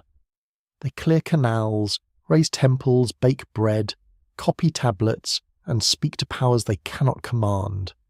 Their smallness does not make them meaningless. It places them in a web older than themselves. The sun lowers, and the canal shines with amber light. Workers return through the fields, shoulders bent now with fatigue rather than duty. Smoke rises from houses. The temple platform glows briefly, then darkens. The world has been maintained for one more day. You feel the clay drying on your hands. It cracks softly at the knuckles, and in that small sensation, the Sumerian creation story becomes almost painfully near. Humanity is mud given breath, labour given memory, weakness given a place in cosmic order. The homeland no map can explain may be where that order was first imagined, before human hands entered the work. The assembly of the gods gathers somewhere above the ordinary dust of human streets, yet it never feels completely detached from them. It is imagined as a council, a chamber of voices, a place where divine powers speak, decide, disagree, and assign destinies. The universe does not run by accident here. It is discussed, weighed, and decreed by beings whose decisions fall downward into cities, fields, kings, and sleeping houses. You find yourself beneath a night sky so clear that the stars seem almost near enough to touch. The air has cooled at last, and the smell of baked clay lingers in the walls around you. From a distant temple comes the faint sound of a chant, low and measured. Somewhere in the darkness, a gate hinge creaks. The city is quiet, but not empty. It feels watched. Above it, in the old imagination, the council sits.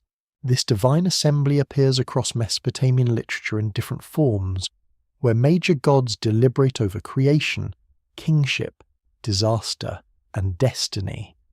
Records from Sumerian and later Akkadian texts confirm that the gods are often described as organized into councils, with high deities presiding over decisions that shape both heaven and earth. Scholars at Oxford, Yale, Chicago, and other major research centers have explored how this image reflects theology, politics, and social order, the divine world looks in part like an idealized court. That should not surprise you. Ancient people often understood power through the institutions they knew. A city had elders, rulers, officials, priests, and assemblies. Disputes required judgment. Irrigation demanded coordination. War required command. It made sense that heaven too might possess hierarchy, procedure, and formal speech. The gods did not merely feel, they governed. Still, the council is more than a copy of human politics. It gives earthly authority a source outside Earth. A king does not rule merely because he is loud, armed, or impressively dressed, although those things have helped many rulers throughout history. He rules because his destiny has been fixed, his name approved, his city favoured, or his office descended from a higher order. The council makes power sacred. You imagine the assembly not as a marble hall, but as a vast unseen space shaped by sound. Voices move like wind across stone. Names are spoken, and once spoken, they become heavy. A city is chosen. A ruler is strengthened. A disaster is allowed. A boundary is set. Below, humans experience these decisions as history, weather, victory, famine, birth, death, and command. That distance between decision and experience is haunting. A quirky fringe tidbit grows around the Divine Council, because some modern readers compare it to the command structure of an advanced civilization, with councils, ranks, missions, and assigned territories. Mainstream scholarship does not treat the gods as disguised officials from another planet. Yet the comparison has emotional force because the texts do describe a structured realm above humanity. The gods act less like vague spirits and more like administrators of reality. Reality apparently requires paperwork, or at least decrees. In Sumerian thought, destiny is not a gentle suggestion. It is a force assigned, held, and sometimes transferred. Sacred powers define what a thing is allowed to become. Cities possess destinies. Temples possess names and functions. Human lives unfold beneath decisions made elsewhere. The divine assembly therefore becomes the place where the visible world receives its hidden pattern. You walk through a royal courtyard at dawn. The stones are cool beneath your feet. Guards stand near a doorway, their spears upright, their faces unreadable. Inside, a ruler prepares for a public appearance. He wears fine cloth, perhaps a ceremonial garment heavy with meaning. Yet his personal strength is not enough. He must be more than a man with a title. He must be seen as chosen, upheld, and placed within cosmic order. The Sumerians knew that power without sacred support was fragile. Cities competed fiercely. Rulers rose and fell. Dynasties ended. Temples preserved older claims than kings could easily control. By presenting kingship as an institution granted from above, the text placed human politics inside a larger frame. This frame did not remove conflict. It made conflict meaningful. Among scholars, debate continues over whether the Divine Council reflects early communal political institutions, royal ideology, temple theology, or a mixture of all three. Some researchers see echoes of real city assemblies, where elders or leading men participated in decisions. Others stress the literary function of the gods as a cosmic court. A cautious reading allows the image to carry both social memory and sacred imagination. The council also shapes the homeland mystery. If the highest decisions occur in a realm beyond the city, then the origin of order is not local. The city receives its place in the world from an invisible source. A temple may stand in Uruk, Nippur, or Eridu, but its authority reaches toward a higher assembly where destinies are spoken. The homeland of power is therefore not one clay mound or one shoreline. It is the council chamber of creation itself. For a moment, you sense how unsettling that would feel. Humans build walls, dig canals, and store grain, yet the meaning of those labours is set elsewhere. They live inside a decision they did not attend. They inherit duties from a meeting beyond memory.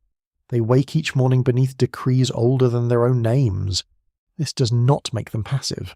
It makes them placed. A potter still shapes clay. A farmer still opens a water gate. A priest still recites a hymn. A mother still wraps a child against the cool night. Each human action remains necessary, yet each belongs to an order that reaches upward into unseen judgment. The assembly above the world does not erase life below. It frames it. The sound of the distant chant fades. Now you hear only insects, faint water, and the soft shift of sleeping animals. In a temple storehouse, sealed jars wait in darkness. In a palace room, a ruler dreams under woven cloth. In a scribal archive, tablets rest with names of gods pressed into their surfaces.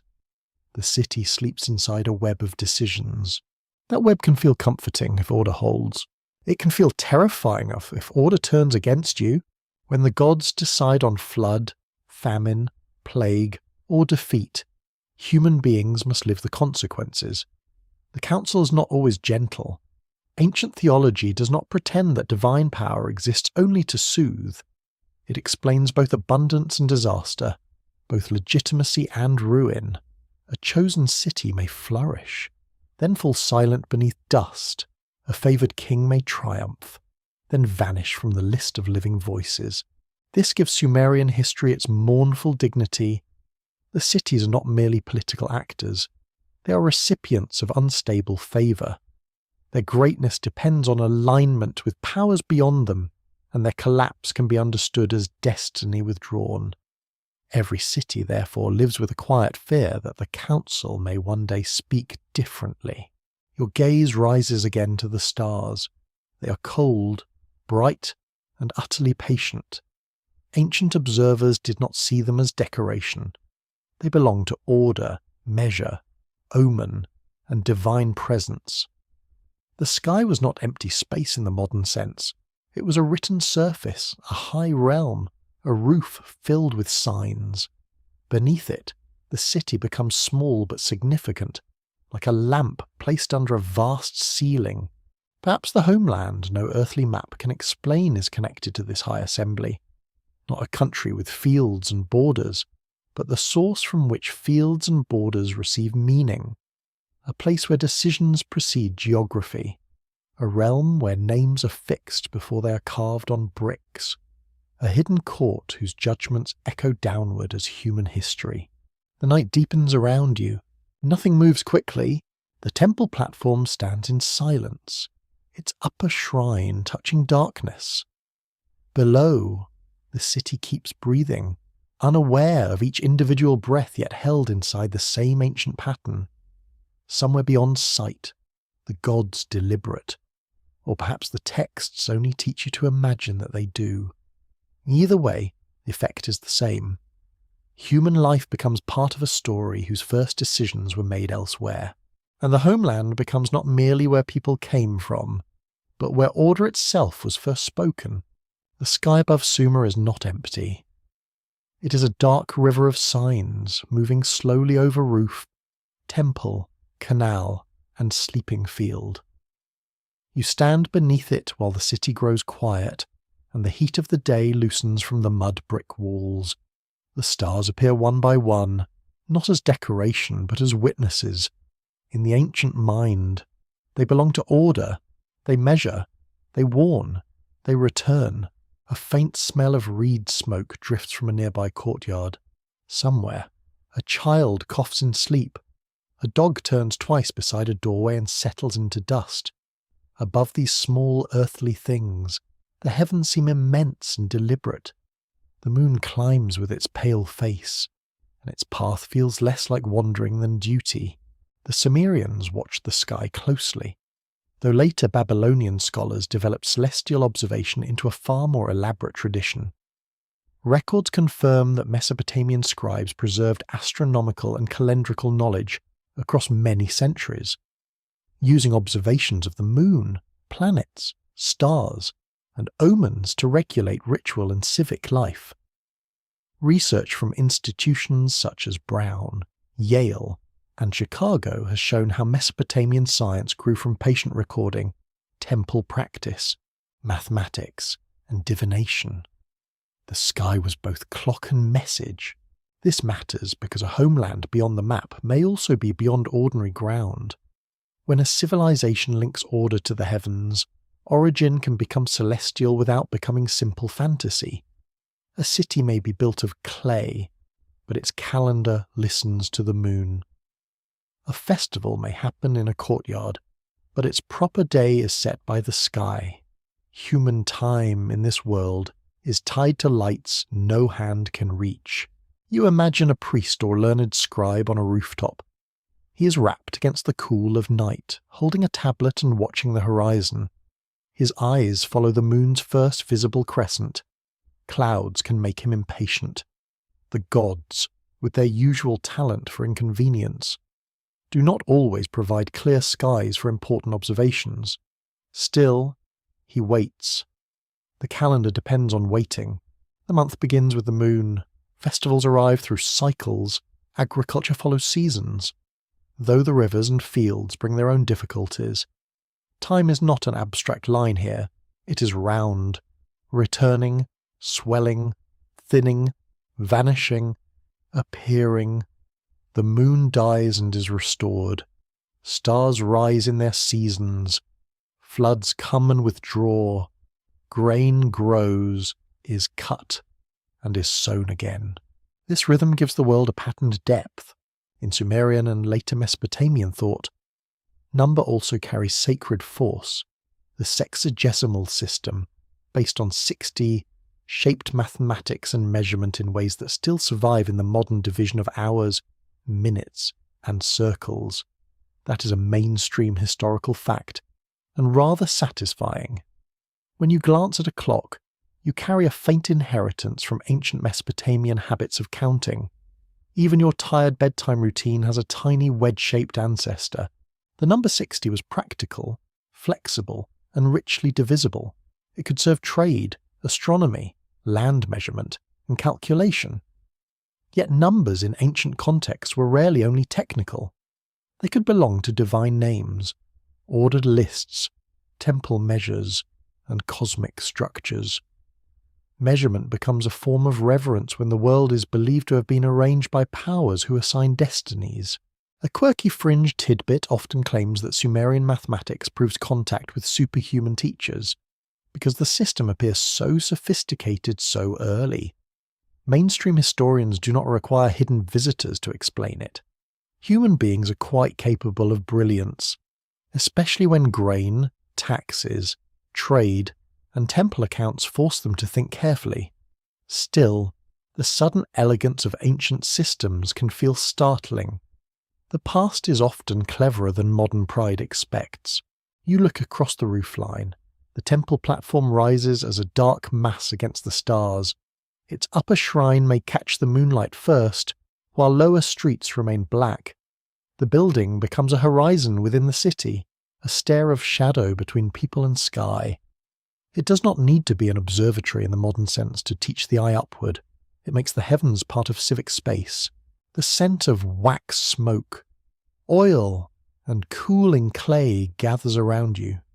A door latch clicks softly below. Someone wakes, murmurs, and returns to sleep. The stars keep their slow procession. They seem indifferent, but their regularity gives comfort. Human cities break, rivers shift, kings vanish into lists, yet certain lights return with astonishing patience. Among scholars, debate continues over how early systematic astronomy can be traced in Sumerian sources specifically. Some researchers emphasize that the most detailed astronomical records belong to later Babylonian traditions. Others point to older Sumerian foundations in calendrical practice, divine associations with celestial bodies, and temple-based timekeeping. The careful answer is that sky knowledge developed over time, deepening through many scribal generations. That gradual development does not weaken the mystery. It enriches it. A homeland that no earth map can explain may arise from the meeting of heaven and clay. The Sumerians inhabited a land whose soil was continually remade by rivers. Yet they measured time through lights that seemed stable and remote. Their cities were fragile under sun and flood, but their rituals sought alignment with cycles that outlived any king. Earthly life became meaningful when synchronized with a greater order. You sensed the hidden system taking shape. Cities belong to gods. Gods belong to powers. Powers are linked to destinies, numbers, stars, waters, and measured time. Nothing stands alone. Even a small offering placed in a temple on a certain day participates in a structure stretching from field mud to the night sky. This is not superstition in the lazy sense. It is a way of refusing chaos. The world is frighteningly changeable. So the mind looks for pattern. The river floods, but the moon returns. A king dies, but the calendar continues. A child is born, and a star rises where elders said it would. Order can be fragile on Earth and still appear eternal above. Your mind drifts toward the planet Venus, later closely associated with a powerful goddess of love and war. Its appearances as morning and evening star would have been impossible to ignore. It vanishes, returns, gleams fiercely, and changes position with a rhythm both beautiful and unsettling. To ancient observers, such movements were not empty mechanics. They were personality, omen, and presence. A bright star can become a goddess. A cycle can become a story. A story can become a map. But this is not a map with roads. It is a map of recurrence. It tells people when to gather, when to fear, when to plant, when to praise, and when to listen. It places the homeland not at one point of land, but in the original order reflected by the heavens. The true home may be where measures began, where time was first divided, where the pattern above and the pattern below were made to correspond. You breathe slowly beneath the old sky.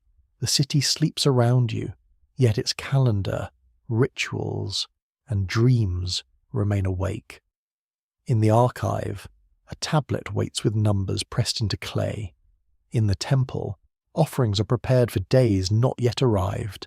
In the fields, farmers trust cycles they cannot command.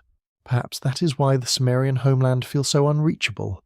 It may not be a lost country at all, but a lost alignment, a condition in which earth, sky, gods, cities, and humans were thought to fit together without fracture. Every calendar tries to recover it. Every measurement gestures toward it. Every temple stair climbs toward its shadow. The moon moves higher. The canal reflects a narrow path of light. And over the sleeping mud-brick city, the stars continue their ancient silent counting. The map lies open in your mind, but the old names refuse to settle upon it.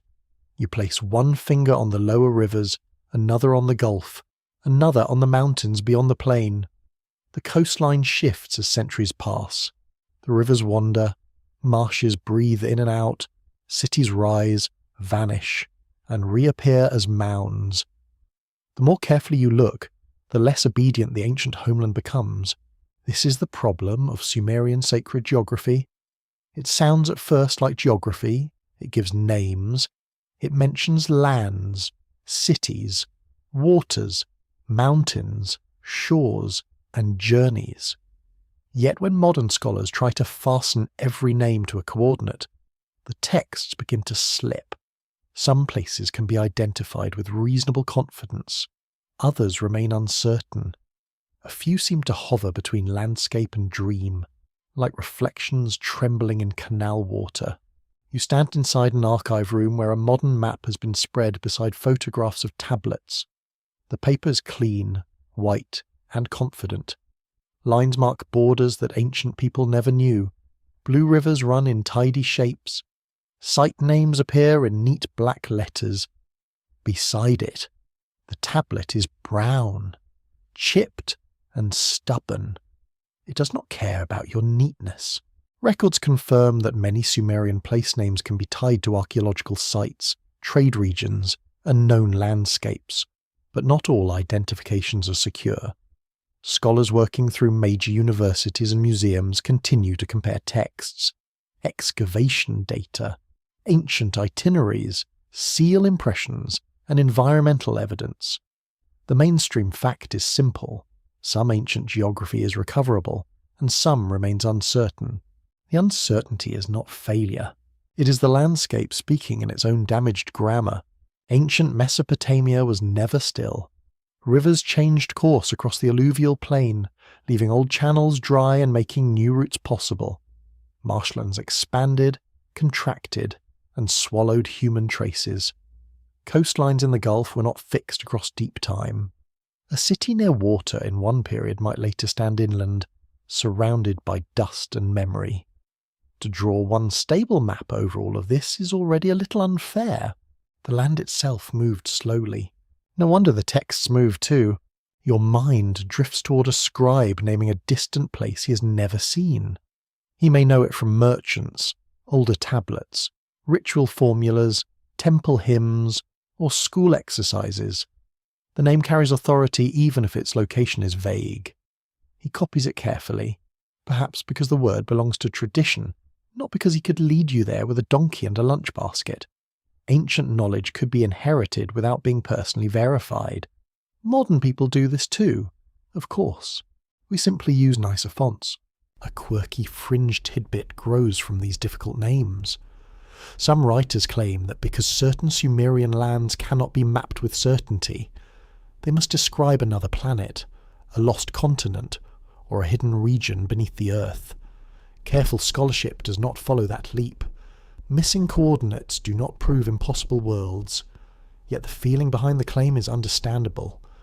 The texts sometimes behave as if they remember a place too large for archaeology alone. The true difficulty is not only location, it is category. A sacred place may be a real place, a mythic place, a ritual place, and a political idea at the same time. Dilmun can be a trade partner and a paradise. A mountain can be a source of timber and a ladder toward divine height. A city can be a mound of bricks and the earthly house of a god. A river can be irrigation and cosmic boundary. Modern maps prefer one category. Ancient texts often prefer several at once. Among scholars, debate continues over how to read this layered geography. Some researchers emphasize trade networks and real travel, looking for economic and environmental clues. Others study mythic language, where distance expresses purity, danger, or divine origin. Some argue that sacred geography works less like a travel guide and more like a pattern of meaning. These views need not cancel each other. The ancient world was quite capable of being inconveniently rich. You lean over the map again. The Gulf glimmers at the edge of thought. Eastern mountains press upward. Northern routes disappear into unfamiliar lands. Western deserts stretch dry and difficult. Sumer sits at the meeting point, receiving goods, people, stories, and fears from every direction. It is not sealed, it is porous. That porosity matters deeply. A homeland beyond the map may be made from many arrivals. A merchant brings copper and a rumour. A shepherd brings a song from a high valley. A priest copies an older hymn. A conquered city preserves its god under a new name. A flood survivor tells of waters covering the fields. A sailor speaks of springs in the sea, over generations. These fragments gather into a landscape of origin that cannot be reduced to one road.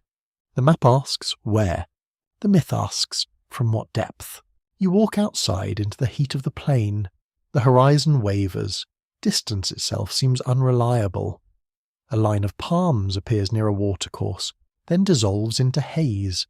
The smell of salt hangs faintly in the air, carried from marshes and irrigated fields. Under such light, even the visible world looks uncertain. No wonder unseen places could feel close. Modern archaeology offers powerful tools, but it also teaches humility. Pottery can date a layer. A seal can reveal administration. A botanical sample can suggest crops. Satellite imagery can trace ancient canals under dust. Yet no tool recovers every vanished story. A name may survive without its city. A city may survive without its name. A ritual may survive after its explanation has died quietly in someone's mouth. This is where the no-matching map problem becomes almost philosophical. Perhaps the homeland is not lost because scholars are careless. Perhaps it is lost because the texts themselves were never offering a simple map. They were arranging memory, theology, authority, landscape, and longing into one sacred geography. To ask only for coordinates may be like asking a lullaby for building measurements. It is the wrong tool for the right mystery. Still, you should not drift too far from Earth. The Sumerian texts were written by people who knew fields, boats, cities, and trade. Their sacred places often grew from real landscapes, even when those landscapes were transformed by imagination. The homeland may have physical shadows in the Gulf, the mountains, the marshes, or older settlement zones. The point is not that the map is useless.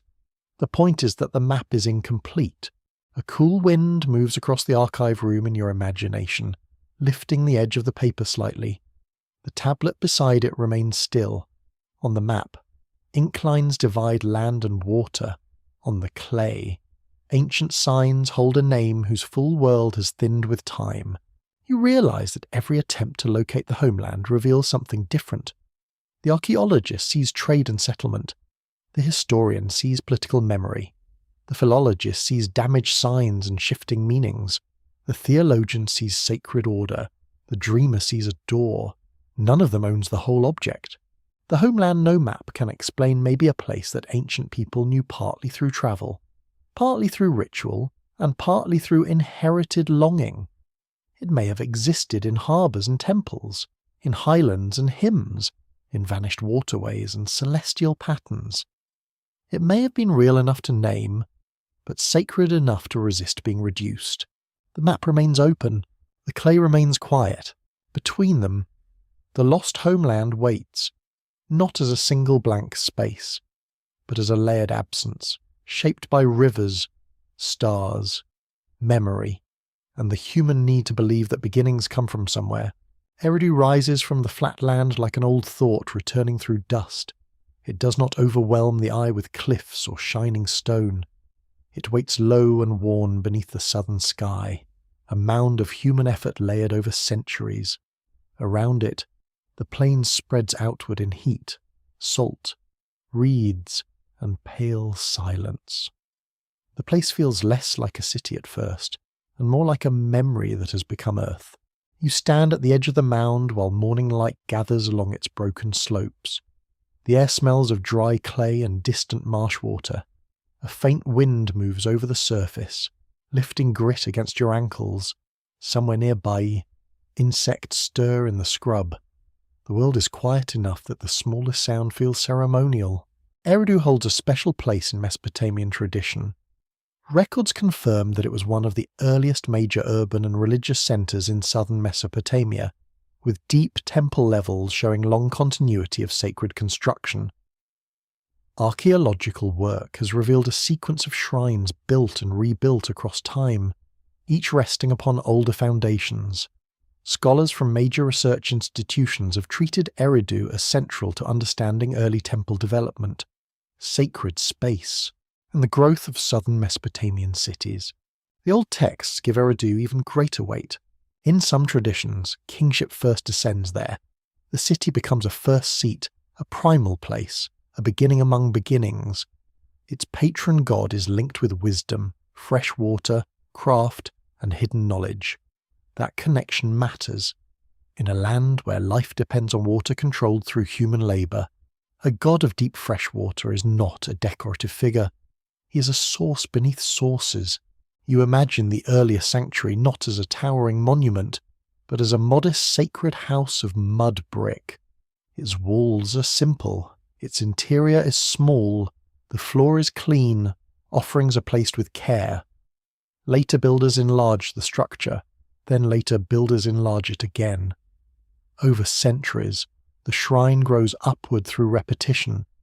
The temple becomes a stack of devotion, each level burying and honouring the one below. This is how sacred memory becomes architecture. A place is chosen, then it's chosen again. A doorway is opened, then another doorway rises above it. The mound beneath your feet is not random debris. It is accumulated attention. Bricks decay, are replaced, and become foundation. Walls collapse, then support new walls. The past is not removed, it is pressed downward, carrying the weight of every new beginning. At Eridu, the idea of arrival feels almost physical, as if each temple stage marks another attempt to reopen the first door.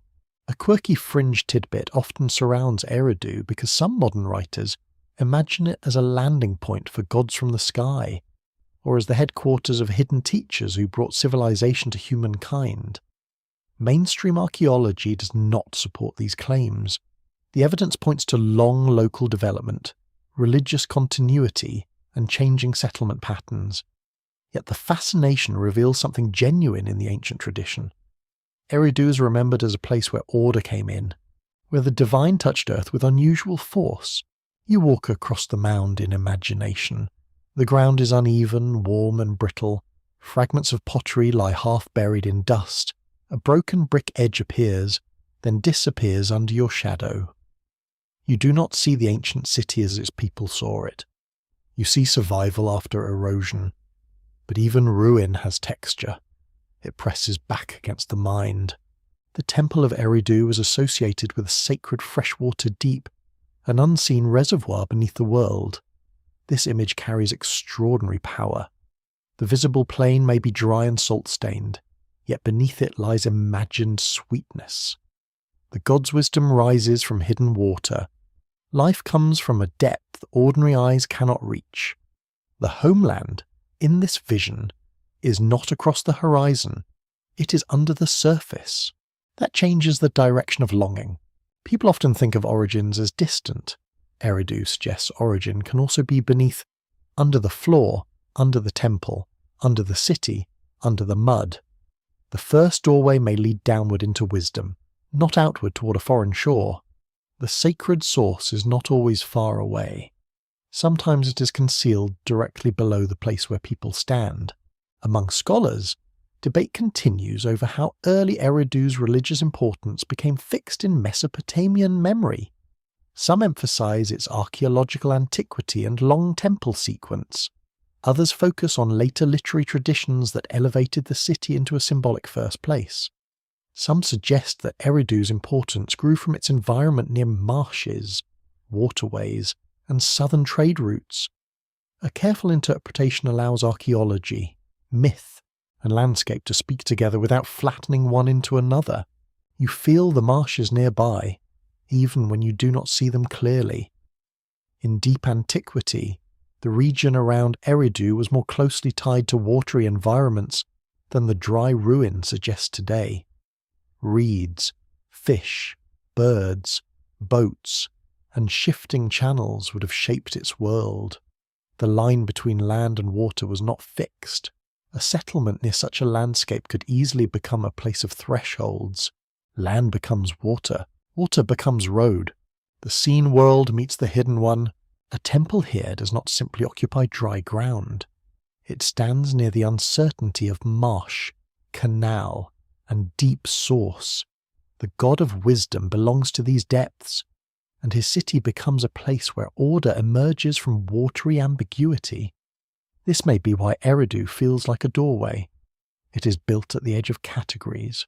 You enter the imagined sanctuary at twilight. The room is cool after the burning day. Oil lamps flicker along the wall, their flames reflected in polished vessels. The smell of incense, damp clay, and old reed matting hangs in the air. A priest pours water with careful hands. The sound is small, but in the quiet room it becomes immense. Water falls into a basin. A hidden sea answers in thought. The rite may be simple, but it echoes a large idea. Fresh water rises from below and makes life possible above. Wisdom is drawn from depth and poured into form. The temple mediates between what is hidden and what can be touched.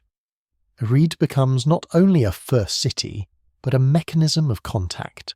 This is why its foundations matter. Every rebuilding of the shrine repeats the first act of placement. Each new wall says that the connection must be renewed.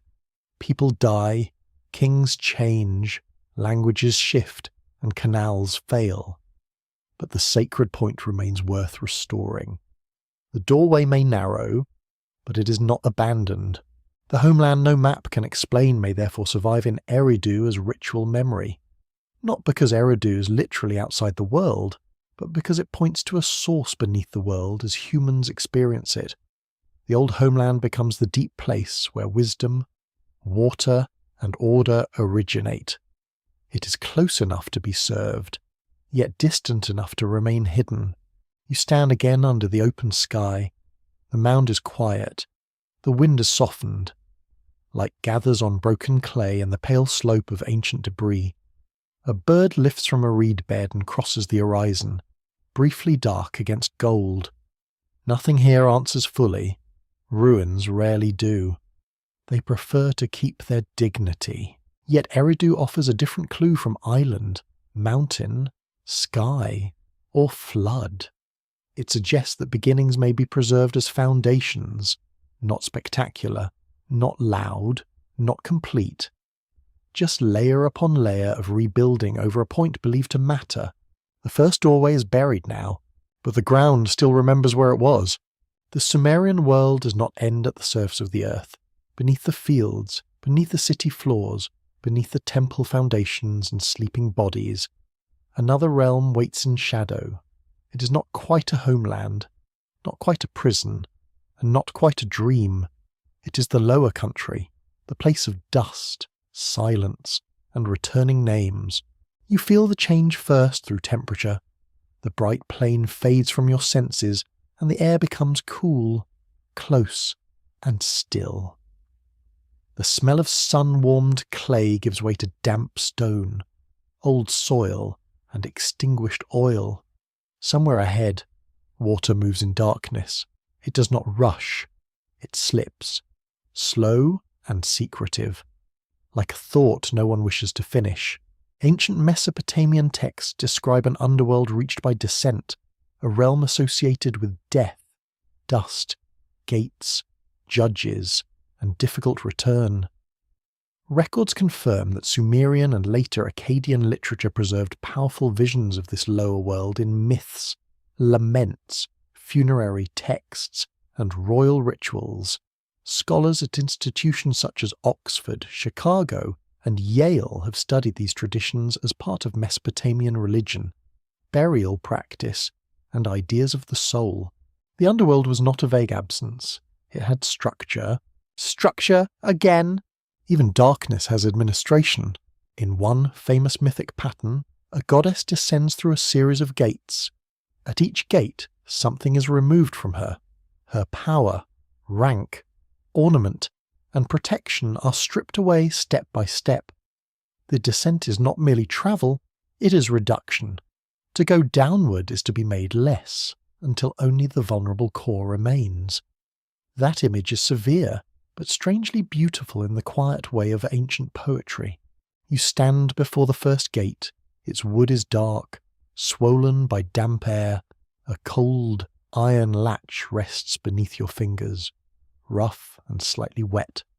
Beyond it, a passage angles downward. The sound of the upper world thins behind you. No market noise reaches this place. No goat protests its existence. No scribe mutters about bad handwriting. Only the breath of the earth remains. The underworld complicates every simple map of origin.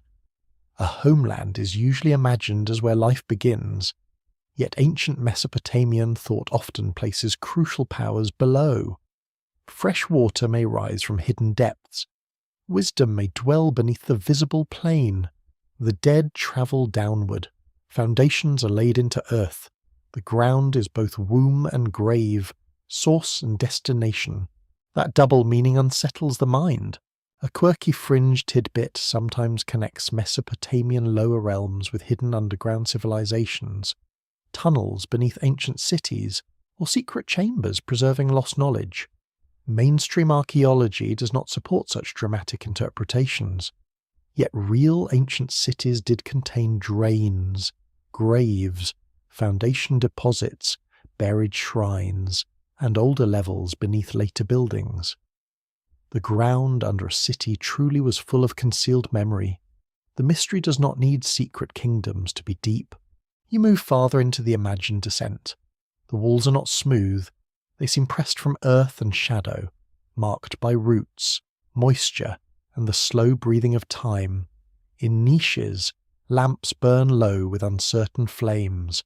Their light does not conquer the dark. It merely persuades it to step aside for a moment. In Sumerian thought, death was often pictured as a diminished existence. The dead might eat dust, dwell in gloom, and depend on offerings from the living. This is not the bright paradise many later traditions imagine. It is quieter, sadder, and more communal. The dead continue, but they continue below, in a condition that makes remembrance necessary. That necessity-shaped ritual. Families cared for the dead through offerings, names, and attention. Forgetting was a kind of second loss. A person needed descendants, rites, and memory to remain connected to the world above. The underworld therefore bound the living and the dead in a slow exchange. Food, water, and words passed downward.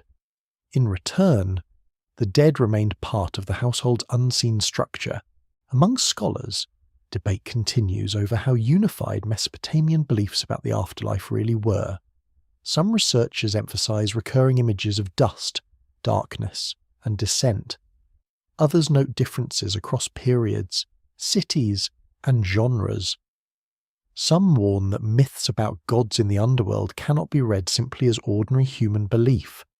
The careful view allows for variation, which is less tidy but more honest.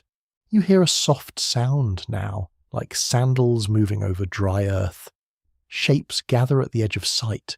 They are not monsters in the childish sense. They are presences, old and patient, attached to judgment, boundary, and the keeping of the lower realm. The underworld is not chaos. It has gates, laws, and offices. Even the dead enter a system. This matters because the Homeland question has been circling systems all along. Cities reflect divine order. Kingship descends from above. Humans are made for labour within a cosmic arrangement. Time is measured by stars. Water rises from hidden depths. Now death itself enters the same pattern. There is nowhere outside structure, not even below. Yet the lower world also preserves inversion. Above, the temple rises. Below, the gate descends. Above, offerings are presented in light. Below, the dead receive in darkness. Above, names are sung in public ritual. Below, names survive by being remembered. The city has an underside, and the underside is not separate from it. It is the shadow that completes the form. You step into a burial chamber in imagination. It is small and still. Clay vessels rest near the body. A bead lies close to the neck. A cup waits for a drink no living mouth will take. The scent is earth, linen, and silence. Whoever placed these things did not think the dead had simply become nothing. They prepared a continuity, however dim. Archaeology confirms that Mesopotamian burials varied widely, from simple interments under house floors to richer graves with goods and careful placement. This ordinary fact carries extraordinary feeling. To bury the dead beneath or near domestic spaces is to make the household vertical. The living sleep above memory. Ancestors rest below daily footsteps. Home is not only horizontal, spreading through rooms. It is deep. That depth may be another form of homeland. Not the homeland of first arrival, but the homeland of return. Not the bright island, high mountain, celestial council, or first temple foundation. This is the dark home beneath all homes, the place toward which bodies travel when their work is finished. Sumerian texts do not make that place comfortable, but they make it meaningful. The dead belong somewhere, even if that somewhere is dust. A soft philosophical unease rises here. Perhaps every imagined origin requires an imagined depth. To know where you come from, you must also ask where you go. The Sumerians placed humanity between hidden waters below and measured stars above, between divine councils and underworld gates. Human life becomes a narrow lit space between two vast orders. It is possible that the Homeland no map can explain lies partly in this vertical imagination. Modern maps spread flat across tables. Sumerian sacred geography reaches upward, downward, inward, and backward through time. A land may be above the sky, beneath the soil, across the sea, or inside ritual memory. The problem is not that the map is too small in distance. It is too thin in depth. You pause beside the dark water. It reflects no stars, but it reflects a low, trembling flame. The surface barely moves. You sense that the lower realm is not only a place of endings, it is also a storehouse of what has gone before. The dead, the buried temples, the old foundations, the forgotten offerings of the broken tablets, all settle downward into the earth's keeping. The upper city depends on that buried weight. Without the dead, there is no ancestry. Without buried levels, no sacred continuity. Without hidden waters, no life in the fields. Without darkness, no threshold for light. The underworld beneath the Homeland is not an interruption of the story. It is one of its secret supports. The passage grows quieter. The lamp burns lower. And somewhere far above, on the flat plain, people continue walking over ground filled with names, not knowing how much of their world is held up by what sleeps beneath them. The echoes begin softly, carried not by one people alone, but by centuries of retelling. A name changes. A god is translated into another language. A flood survivor receives a new shape. A garden becomes more distant. A primeval city becomes a memory inside another memory. The ancient Near East does not preserve stories like sealed jars on a shelf. It lets them travel, stain, merge, and return. You stand in a later city beneath walls higher than those of early Sumer, where baked bricks shine faintly in the afternoon heat. The streets are busier, the empire wider, the scribal schools more crowded with older texts. A student copies words from a language already ancient to him, pressing inherited signs into clay, while his own spoken world has changed. The past survives here through study, ritual, and prestige. Records confirm that later Babylonian and Assyrian scribes copied, adapted, and preserved many older Sumerian compositions.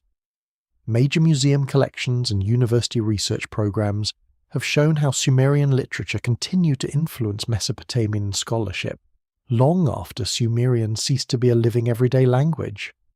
The scribes treated it almost as a sacred and learned language, useful for hymns, lexical lists, rituals, and intellectual tradition. A dead language can still rule the room. That is one of history's quiet jokes. In this later world, Sumerian memories do not vanish. They are translated, explained, reworked, and sometimes misunderstood with great confidence, which is a very human achievement. The gods receive Akkadian names or new emphases. Stories of creation become broader theological dramas. Flood traditions are reshaped into longer epics.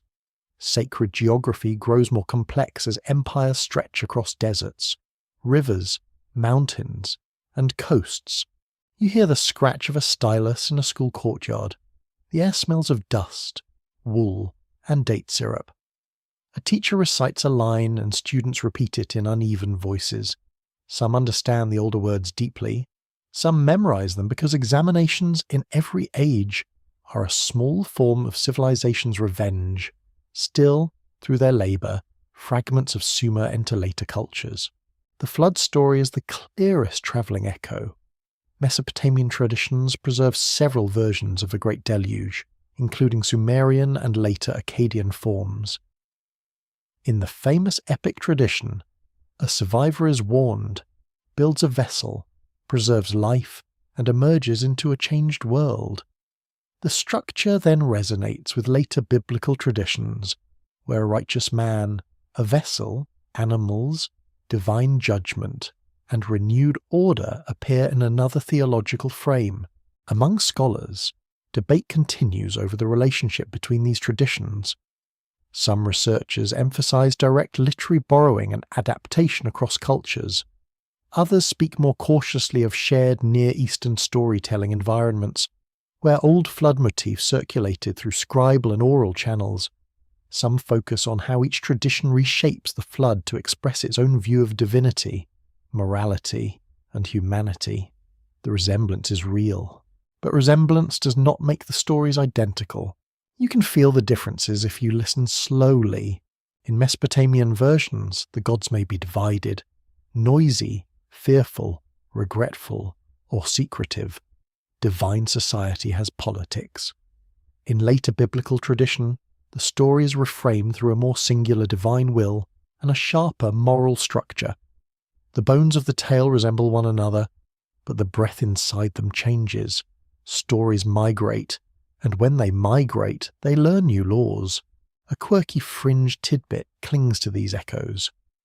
Some writers argue that parallel flood stories around the world prove a single lost global civilization. Mainstream historians do not accept such broad claims without strong evidence. Floods are common human experiences, and water disasters naturally produce powerful stories. Yet the specific Mesopotamian and biblical links are historically meaningful, because these cultures shared a connected literary and geographic world. The echo does not stop with water. The idea of a sacred garden, a place of first purity, also seems to shimmer across traditions. Mesopotamian Dilmun, with its freshness and freedom from ordinary decay, is not the same as later garden traditions. It should not be flattened into them. Yet the emotional pattern is recognizable. A place exists near the beginning. It is whole, ordered, and luminous. Humanity stands in relation to divine command. Something changes, and the world becomes harder. Your mind drifts through a garden at evening. The smell of herbs rises under cooling air. Water moves in narrow channels. Leaves cast shadows on packed earth. A fruit hangs low from a branch. Ordinary and mysterious at once. You do not need to force one story into another to sense a shared longing. People remember beginnings as gardens because gardens are made order. They are nature shaped by care. Later cultures carried Mesopotamian patterns into new languages. Concepts of cosmic waters, sacred mountains, divine assemblies, wisdom figures, underworld descents, and primal kings all found echoes across the wider Near East. Some echoes are direct, some are faint. Some may be coincidence sharpened by our desire to connect everything. History does not always provide a clean family tree. Sometimes it provides a wind full of seeds. The homeland no map can explain becomes even harder to locate once it travels. A Sumerian sacred place may become a Babylonian theological idea. A Babylonian story may become part of a wider Semitic tradition. A motif may cross into Hebrew literature, Anatolian myth, or later classical interpretation. With every passage, the homeland is less a dot and more a memory field. You stand in a library chamber. Tablets line the shelves in baskets and jars. The room is dim, but alive with preserved voices. Some tablets record omens from the liver of a sheep. Some list words in 2 languages. Some praise kings. Some describe rituals. Some tell stories already old when the scribe copied them. It is not a library in the modern quiet carpeted sense. It is heavier, dustier, and far more breakable. The learned scribes who preserved these works were not neutral machines. They selected, arranged, commented, and interpreted. They valued the old because the old carried authority. To copy an ancient Sumerian hymn in a later age was to touch prestige, sacredness, and continuity. It was also to admit that the origin of wisdom lay behind the present, somewhere upstream in time. This is another form of homeland. A civilization can imagine its homeland as a place, but later civilizations may inherit it as a text. The lost land becomes a library. The old city becomes a lesson. The divine assembly becomes a theological model. A flood becomes an ethical warning. The bright place of purity becomes a garden, an island, a memory, or a promise. The journey of stories also warns you against simple ownership. No one culture holds the whole echo. Sumer speaks first in the written record. but Sumer itself inherited older oral patterns and local traditions. Babylon reshapes Sumer. Later peoples reshape Babylon. Modern readers reshape all of them again, sometimes carefully, sometimes with the subtlety of a camel in a pottery shop. Yet even misreadings reveal desire. People keep returning to these texts because they feel that something early and important is hidden there. Not a secret code necessarily, not a map to a lost continent, but a memory of how humans first imagined order, labour, death, kingship, and divine distance. The homeland survives because it can change form without disappearing. Night settles over the later city. A scribe covers his tablet. The school courtyard empties. Beyond the walls, roads lead toward older mounds, toward rivers, toward deserts, toward lands whose names have altered again and again. The air smells of cooling brick and lamp oil.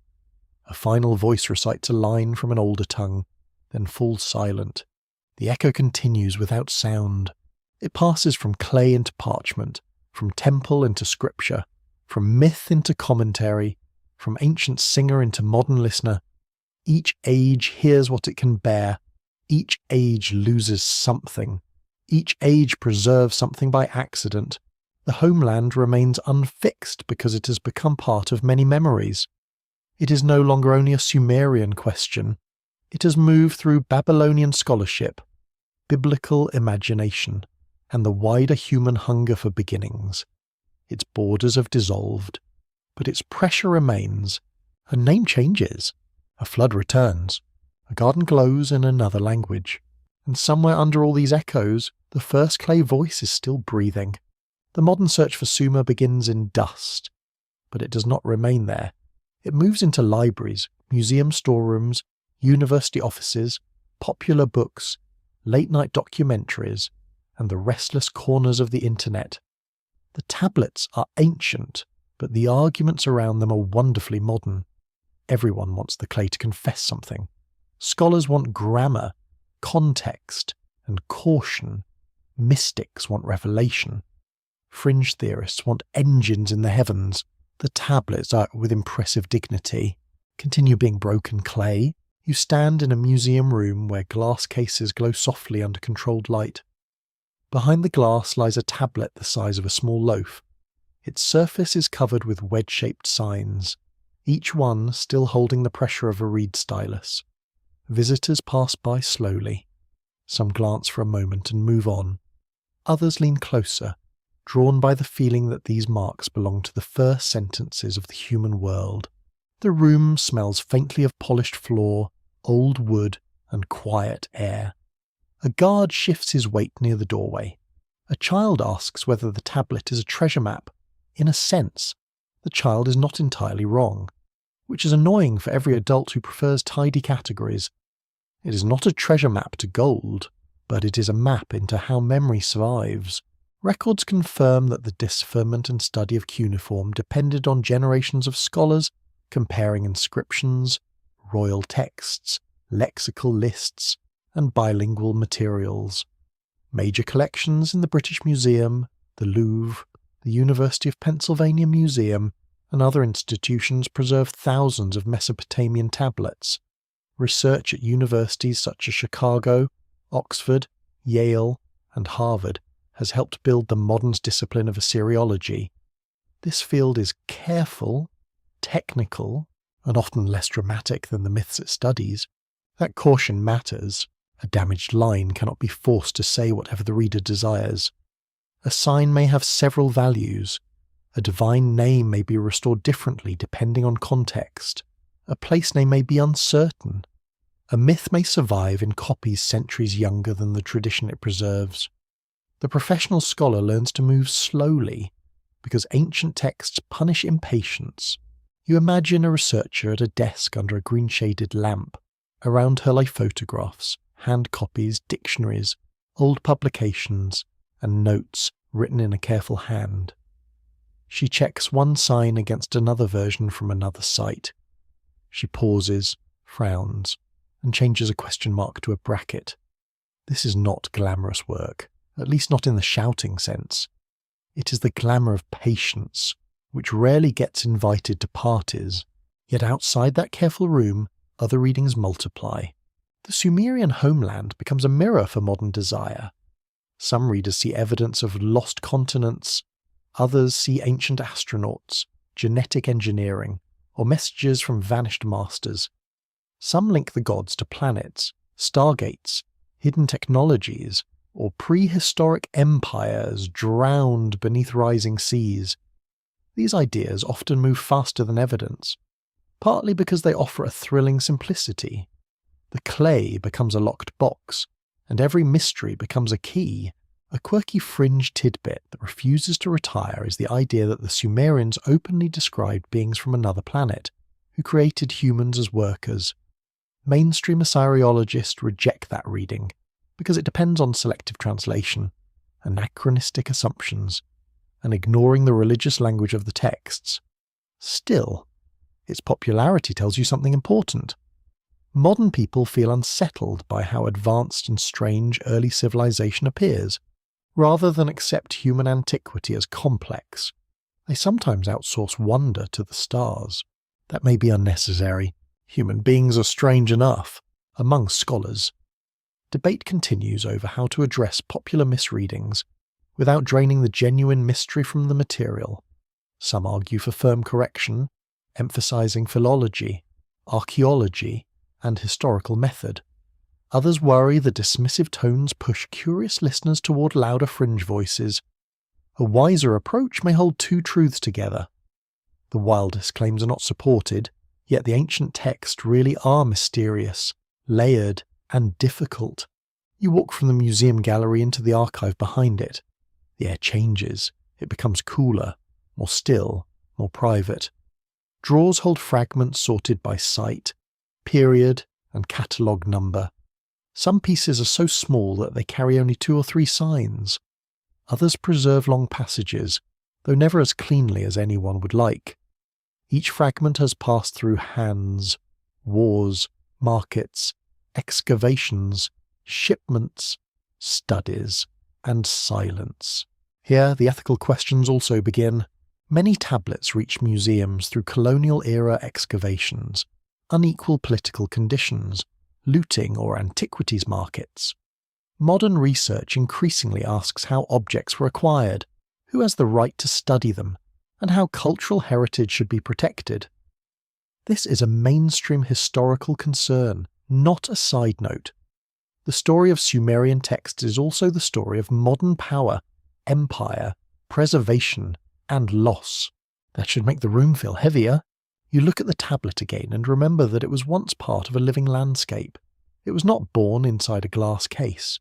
It came from a city, school, temple, house, or administrative office. It belonged to a community whose descendants, lands, and histories are not abstractions. The ancient homeland may be hard to map, but the modern ground from which the tablets came is painfully real. The mystic approaches the tablet differently. He may see not evidence, but vibration, symbol, hidden wisdom, and spiritual inheritance. Sometimes this becomes careless. Sometimes it becomes surprisingly tender. He senses that the old texts preserve an order modern life has lost. He may be wrong in detail, but not entirely foolish in longing. Modern people often live among bright screens and thin rituals. Ancient clay can feel like a deeper room. The cautious archaeologist approaches with trowel, context, and measured doubt. She wants layers, dates, pottery sequences, soil samples, inscriptions, and building phases. She knows that one object removed from its context loses half its voice. She may seem severe to dreamers, but she is protecting the past from becoming a costume. Without her discipline, everything becomes possible, which means nothing remains trustworthy. The historian listens for change over time. He asks when a text was copied, who used it, what city valued it, and what political needs shaped it.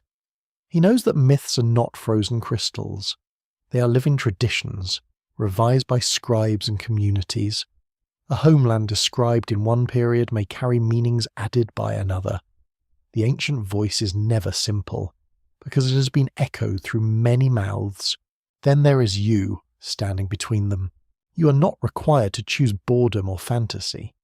You can let the evidence remain evidence, and still feel the atmosphere around it. You can accept that Sumerian texts do not prove visitors from other worlds, and still admit that their view of origin is unsettling. You can reject easy conspiracies while keeping the deeper question alive. Where did this sense of a prior order come from? Why did the first cities remember themselves as recipients, not inventors, of civilization? The tablet offers no single answer. It offers pressure. The smell of the archive seems older as the light lowers. A cart passes softly in the corridor. Somewhere, a researcher turns a page. The silence is full of small labours: transliteration, photography, conservation, cataloguing, debate. Each act keeps the clay from becoming mute. Each act also changes how the clay is heard. Perhaps every generation creates the Sumer it needs. The 19th century found origins and empires. The 20th century found administration, economy, myth, and social structure. The modern fringe found star travellers and hidden masters. The careful present finds networks, environment, gender, labour, language, ethics, and memory. The ancient texts endure all of this with remarkable patience. They are not innocent because no text is innocent. They are not simple because no beginning is simple. The homeland no map can explain has become a battlefield of interpretation, but also a meeting place. Scholars, mystics, and misreaders gather around the same clay, each seeing different shadows in its broken signs. Some shadows must be dismissed, some must be studied. Some simply reveal the shape of modern longing. You leave the museum as evening settles outside. The city beyond the doors is loud with traffic, footsteps, phones, and electric light. Yet the tablet remains behind glass, carrying a memory of mud, river, temple, and unknown first places. It does not shout after you. It does not correct everyone at once, though perhaps it would enjoy the opportunity. It simply waits. And in that waiting, the clay reminds you that mystery is strongest when it survives both belief and doubt. A civilization can remember wrongly and still remember something. That is one of the gentler truths hidden inside ancient texts. Memory is not a polished mirror carried safely through time.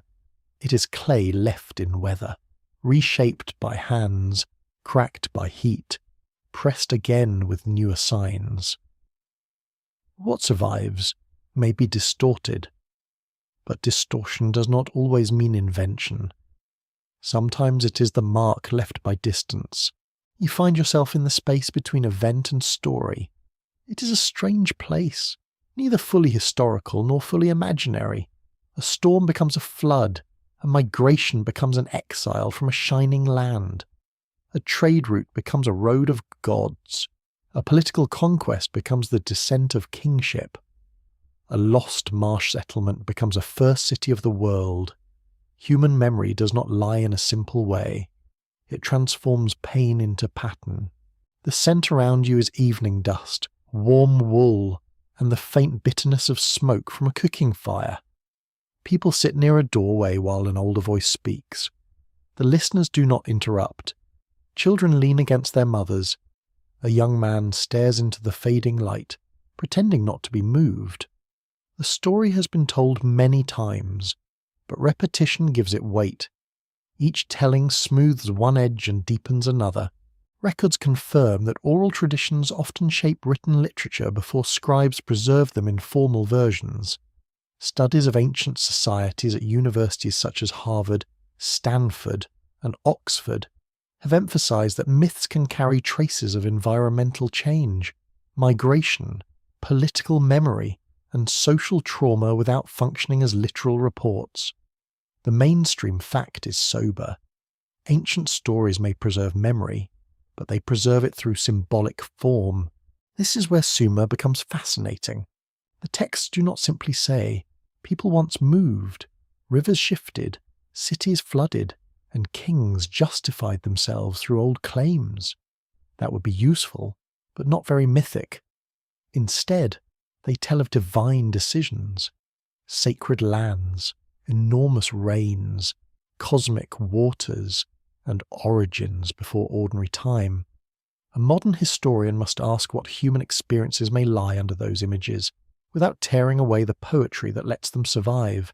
Your mind drifts toward a village abandoned because water changed course, fields fail, a canal silts up. Families load belongings onto boats or donkeys. Some objects are left behind because they are too heavy, too broken, or too painful to carry. A shrine is closed, a name remains. Years pass, and the loss becomes a story of departure from a blessed place. The facts shrink, but the feeling grows. That feeling may be the truest part. A quirky fringe tidbit often claims that Sumerian accounts are garbled memories of a destroyed super-civilization. Mainstream research does not support such a grand claim. Yet it is worth noticing why the idea attracts people. The early Sumerian world appears suddenly complex to casual eyes, with writing, cities, temples, mathematics, trade, law, and literature. The leap feels too large, unless one remembers the long, less visible centuries of village life, experiment, failure, and exchange beneath it. Civilization rarely begins suddenly. It becomes visible suddenly. That difference matters. Archaeology often reveals the glow of a fire only after the flame is already high. Earlier sparks are smaller, scattered, and harder to recognize. By the time Sumerian cities impress themselves into the record, many human developments have already been unfolding for generations. Irrigation, craft specialization, long-distance trade, social ranking, and religious architecture did not appear in one morning because someone divine misplaced a toolbox. Still, to later scribes, the earlier cities may have seemed impossibly old. They looked backward and saw foundations beneath foundations. They inherited names whose first meanings had faded. They copied stories whose origins were older than their schoolrooms. It is easy to imagine them sensing depth and expressing it through sacred antiquity. Long reigns, divine descent, and unreachable homelands become ways of saying, "This began before us." Among scholars, debate remains open over how much historical memory can be extracted from myth without damaging the myth itself. Some researchers search for kernels of real events, such as floods, migrations, or dynastic struggles. Others warn that myth is not a walnut to be cracked for a single historical nut. It is a living structure where meaning lies in the whole arrangement. Both views can teach caution. You walk through a ruined city after many centuries have passed. The walls are low, eaten by weather. The streets are no longer streets, just shallow lines in dust. Pottery fragments glitter in the sun like dull bone. A fox slips between broken bricks. The city does not know it is ancient.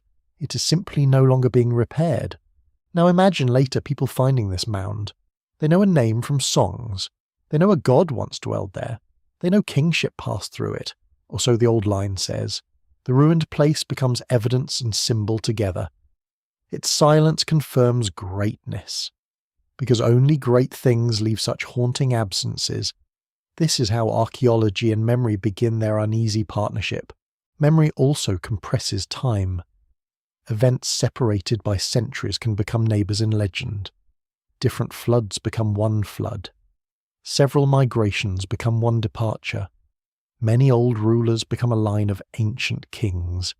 A trading region, a sacred shore, and a paradise of beginnings can merge under one luminous name. This is not stupidity. It is the human mind arranging scattered inheritance into a shape it can hold. The homeland may have formed in just this way. Perhaps one part came from real trade across the Gulf, another from highland contacts and the arrival of precious materials, another from local memories of marshland abundance, another from temple theology about divine origins, another from flood trauma and the feeling that something earlier had been lost. Over time, these strands twisted together into a place no single map could contain. You pause near a small household shrine. The room is dim, with a lamp burning beside a clay figurine. The flame gives off a soft, oily scent. A hand places bread before the image, then withdraws. This tiny act has no interest in modern categories. It is memory, hope, duty, and fear combined. It keeps the household connected to powers and ancestors beyond immediate sight. It is possible that Sumerian texts remember wrongly in the same sacred way. They do not preserve a clean historical file. They preserve a relationship to the past. That past is older, greater, and more ordered than the present. It is also wounded, partly inaccessible, and broken by catastrophe. The homeland is what the present lacks and still serves. This does not make the texts less valuable. It makes them more human. A perfect record would tell you what happened. A myth tells you what happening felt like after centuries of loss, power, worship, and retelling. It tells you how a people understood their place in time. It reveals what they feared had been forgotten and what they could not afford to forget. It lets damaged truth remain alive inside symbol. The night settles over the imagined doorway. The old storyteller finishes, and no one speaks for a moment. A pot cracks softly in the cooling air. Far away. A dog barks once.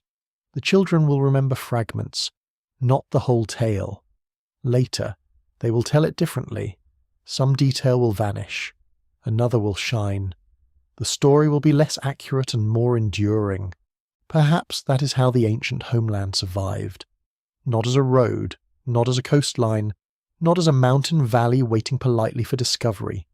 It survived as transformed memory, carrying real experiences through unreal shapes. It is wrong the way dreams are wrong, by moving furniture in the rooms of truth, and somewhere inside that rearranged house, an older world is still quietly present.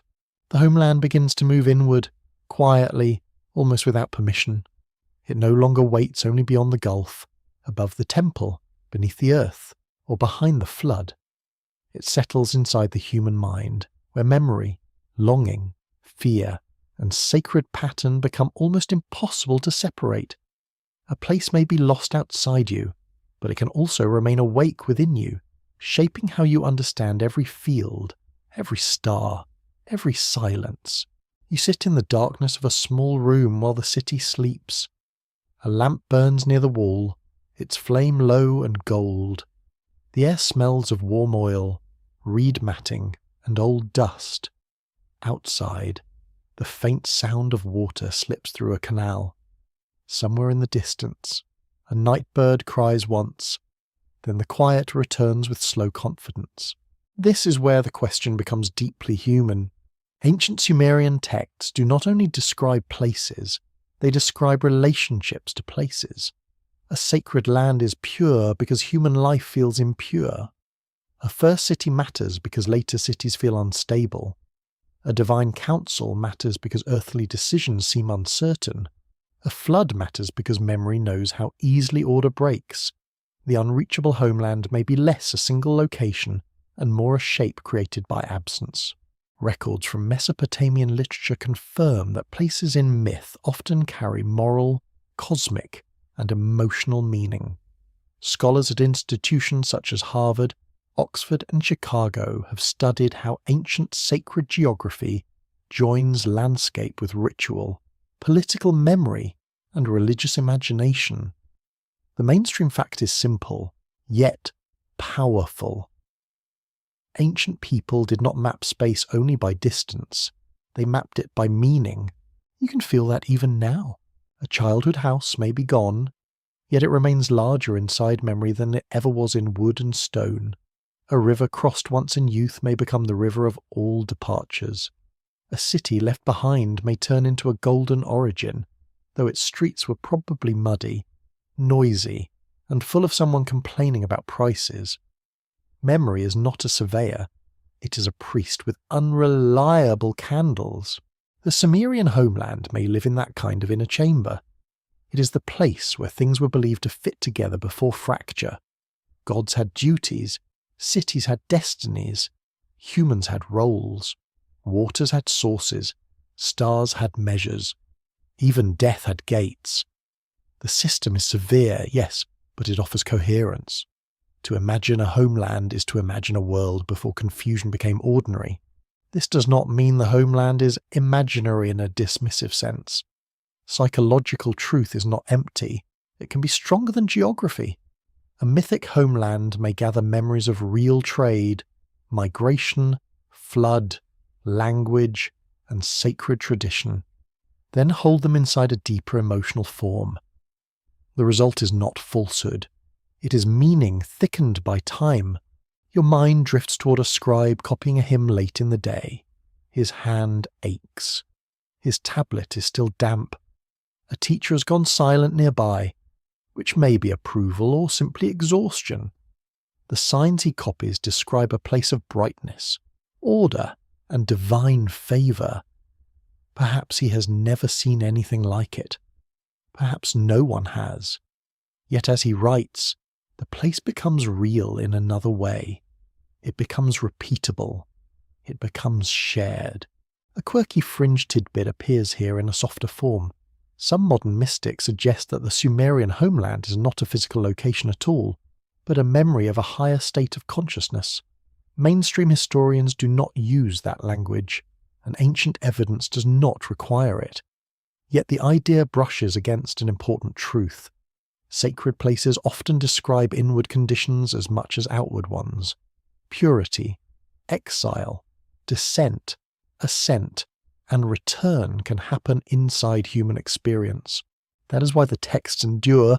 They speak to the feeling of being late. Human beings often feel they have arrived after some original clarity has been lost. The first garden is closed. The first city is buried. The first speech is forgotten. The first agreement between heaven and earth has loosened. Whether or not such a perfect beginning ever existed, the sense of living after it is profoundly old.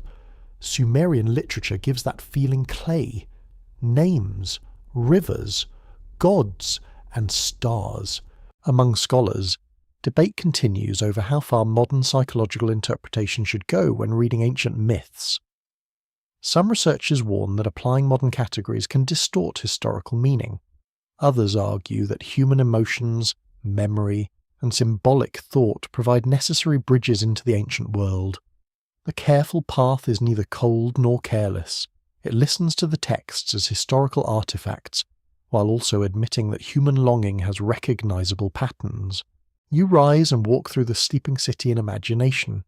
The streets are narrow and cool. Your hand brushes a rough plaster on a wall. A door is closed with a wooden latch.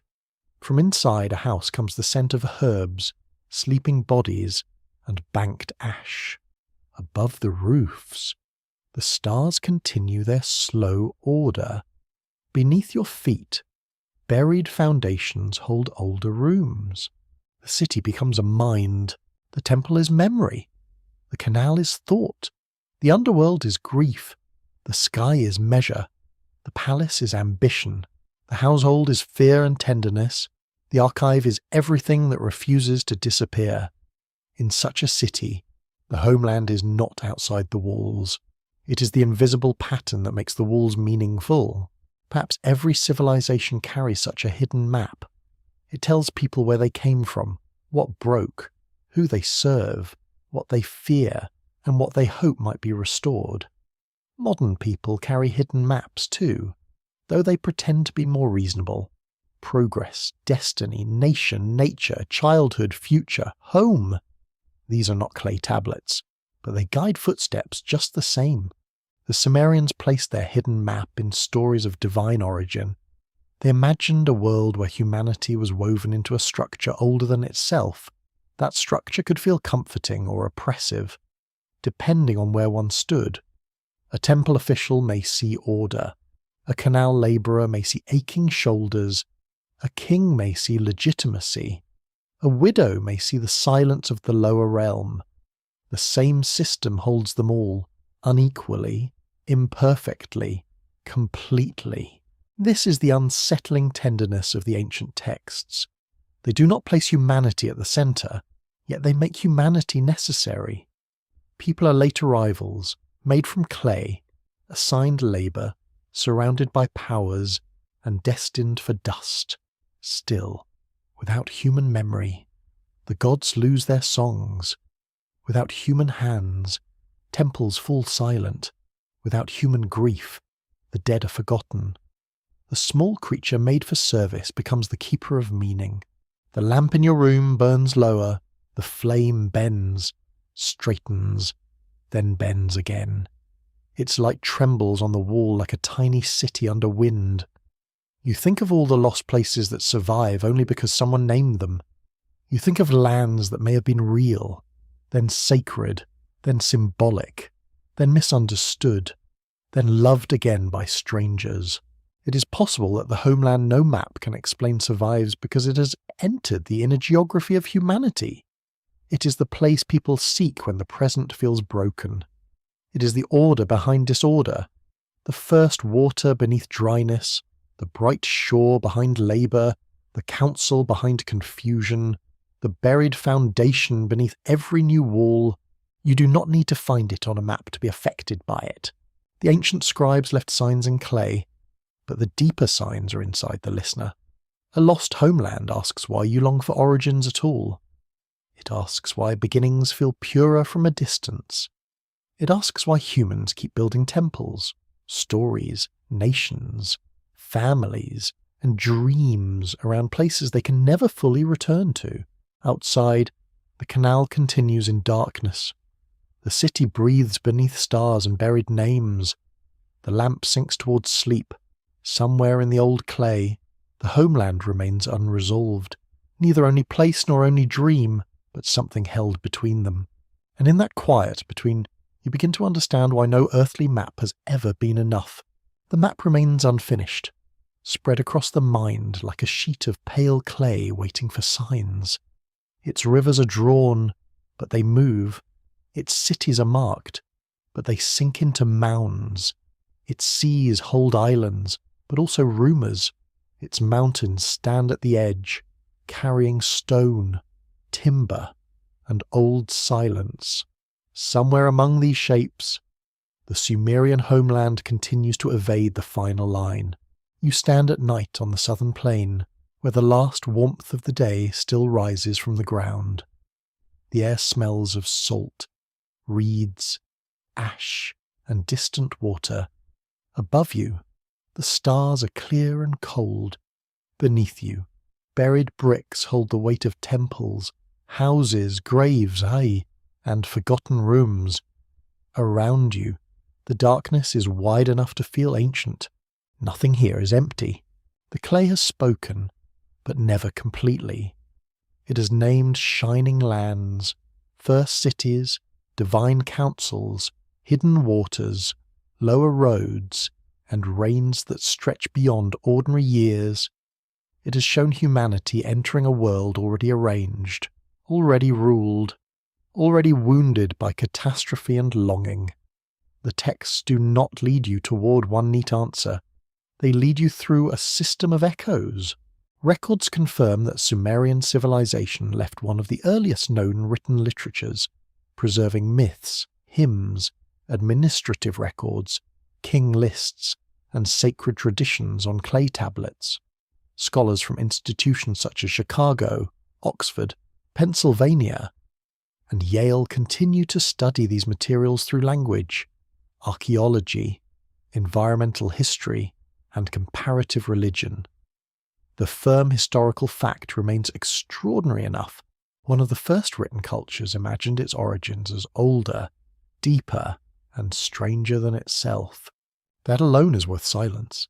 A modern map can show the Euphrates, the Tigris, the Gulf, the Zagros, the desert roads, and the ruins of ancient cities. It can show where excavators found tablets, where temples rose, where canals once curved through fields.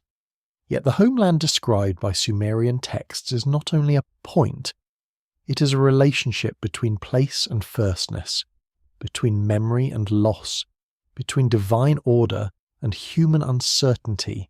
This is why the question refuses closure. If the homeland is Dilmun, then it is both trade route and paradise. If it is the mountains, then it is both resource and sacred height. If it is Eridu, then it is both first city and buried doorway. If it is the heavens, then it is measure and counsel. If it is below, then it is water, death, ancestry, and depth. If it is memory, then it is all of these wearing different faces. You listen to the canal moving in darkness. Its sound is quiet, almost conversational. It carries silt from elsewhere. Just as culture carries fragments from older worlds, the river does not explain itself. It does what rivers do. It moves, deposits, erases, returns, and changes course when the land allows. History often behaves the same way, though with less water and more footnotes. A quirky fringe tidbit still hovers at the edge of the story. Some readers will always imagine hidden planets, lost masters, drowned empires, or sealed chambers beneath the earliest temples. Mainstream research does not need these claims, and the evidence does not sustain them. Yet the persistence of such ideas reveals a hunger that deserves understanding. People sense that the Sumerian record opens onto something vast. They are not wrong to feel wonder. They are only too quick to cage it. Wonder does not require certainty. It breathes better without it. Among scholars, debate remains open over how to balance historical reconstruction with mythic interpretation. Some specialists search for traces of real landscapes, migrations, floods, and political structures. Others emphasize theology, literary form, ritual meaning, and social imagination. The wisest readings allow the clay to remain layered. A sacred homeland can contain geography without becoming only geography. It can contain memory without becoming simple fact. You walk slowly across the plain in imagination. The night ground is firm beneath your feet. A reed brushes your hand with a dry whisper. Far away. A temple platform stands as a dark shape against the stars, though the people who climbed it are long gone. No hymn arises now.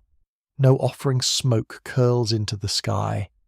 Yet the place remains charged by all the gestures once repeated there. A civilization is not only what it builds, it is what it thinks its buildings are for. The Sumerians raised temples from mud because mud was what they had, but they made those temples carry cosmic meaning. They dug canals because crops required water, but water also became a language of hidden source and sacred depth. They recorded rations and lawsuits, but the same writing system preserved divine beginnings. Practical life and mystery shared the same clay. That is the hidden elegance. The impossible homeland may be impossible because it is the sum of many necessities. It answers the need for origin, the need for order, the need for sacred authority, the need to explain labour, the need to survive catastrophe, and the need to believe that present life belongs to something older than present pain. No single island or valley can carry all that alone. The homeland expands because human longing expands it. Your mind returns to the tablet in lamplight. Its broken edge is not a flaw in the story. It is the story's natural condition. Ancient truth reaches you chipped, translated, restored, debated, and sometimes misunderstood. You never receive the whole past. You receive signs impressed into earth by someone who could not know your world, yet somehow still speaks into it. Perhaps this is the real mystery. Not that Sumer described a homeland no map can explain, but that humans still recognize the ache behind that description. You know what it means to imagine a place where things once fit together. You know what it means to live among fragments and suspect that the whole pattern lies elsewhere.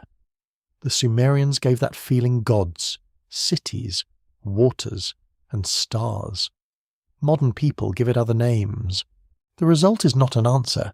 It is an opening. The stars lower toward morning, though almost imperceptibly. The plain remains still. Insects murmur near the reeds.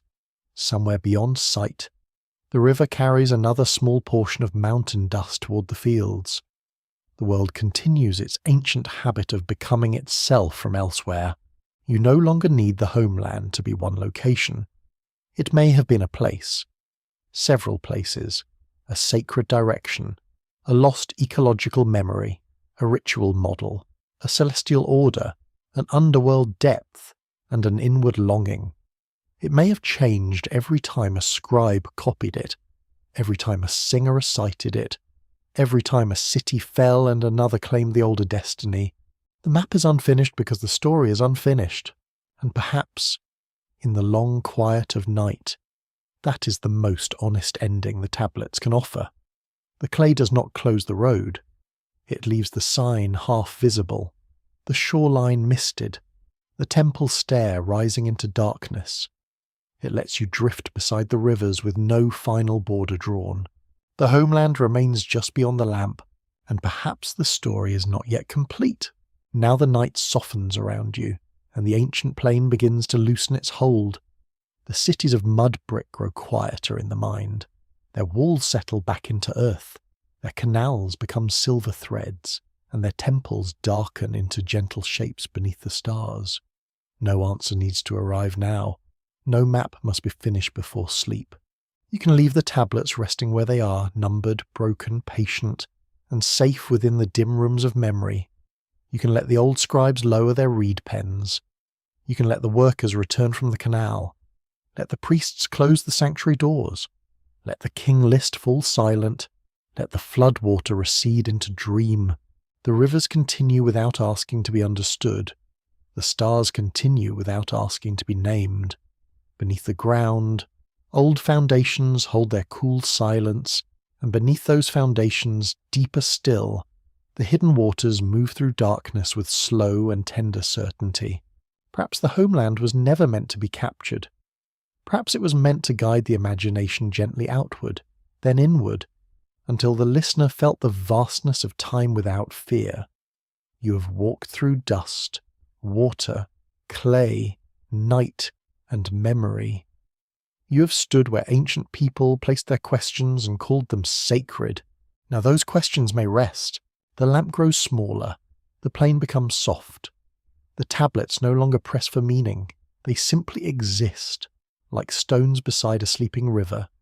And somewhere far beyond the last visible line of the map, a quiet light remains, not bright enough to wake you, only gentle enough to lead the mind into stillness. Let the old world breathe. Let the rivers fade. Let sleep come like cool water over clay. End of script. Good night.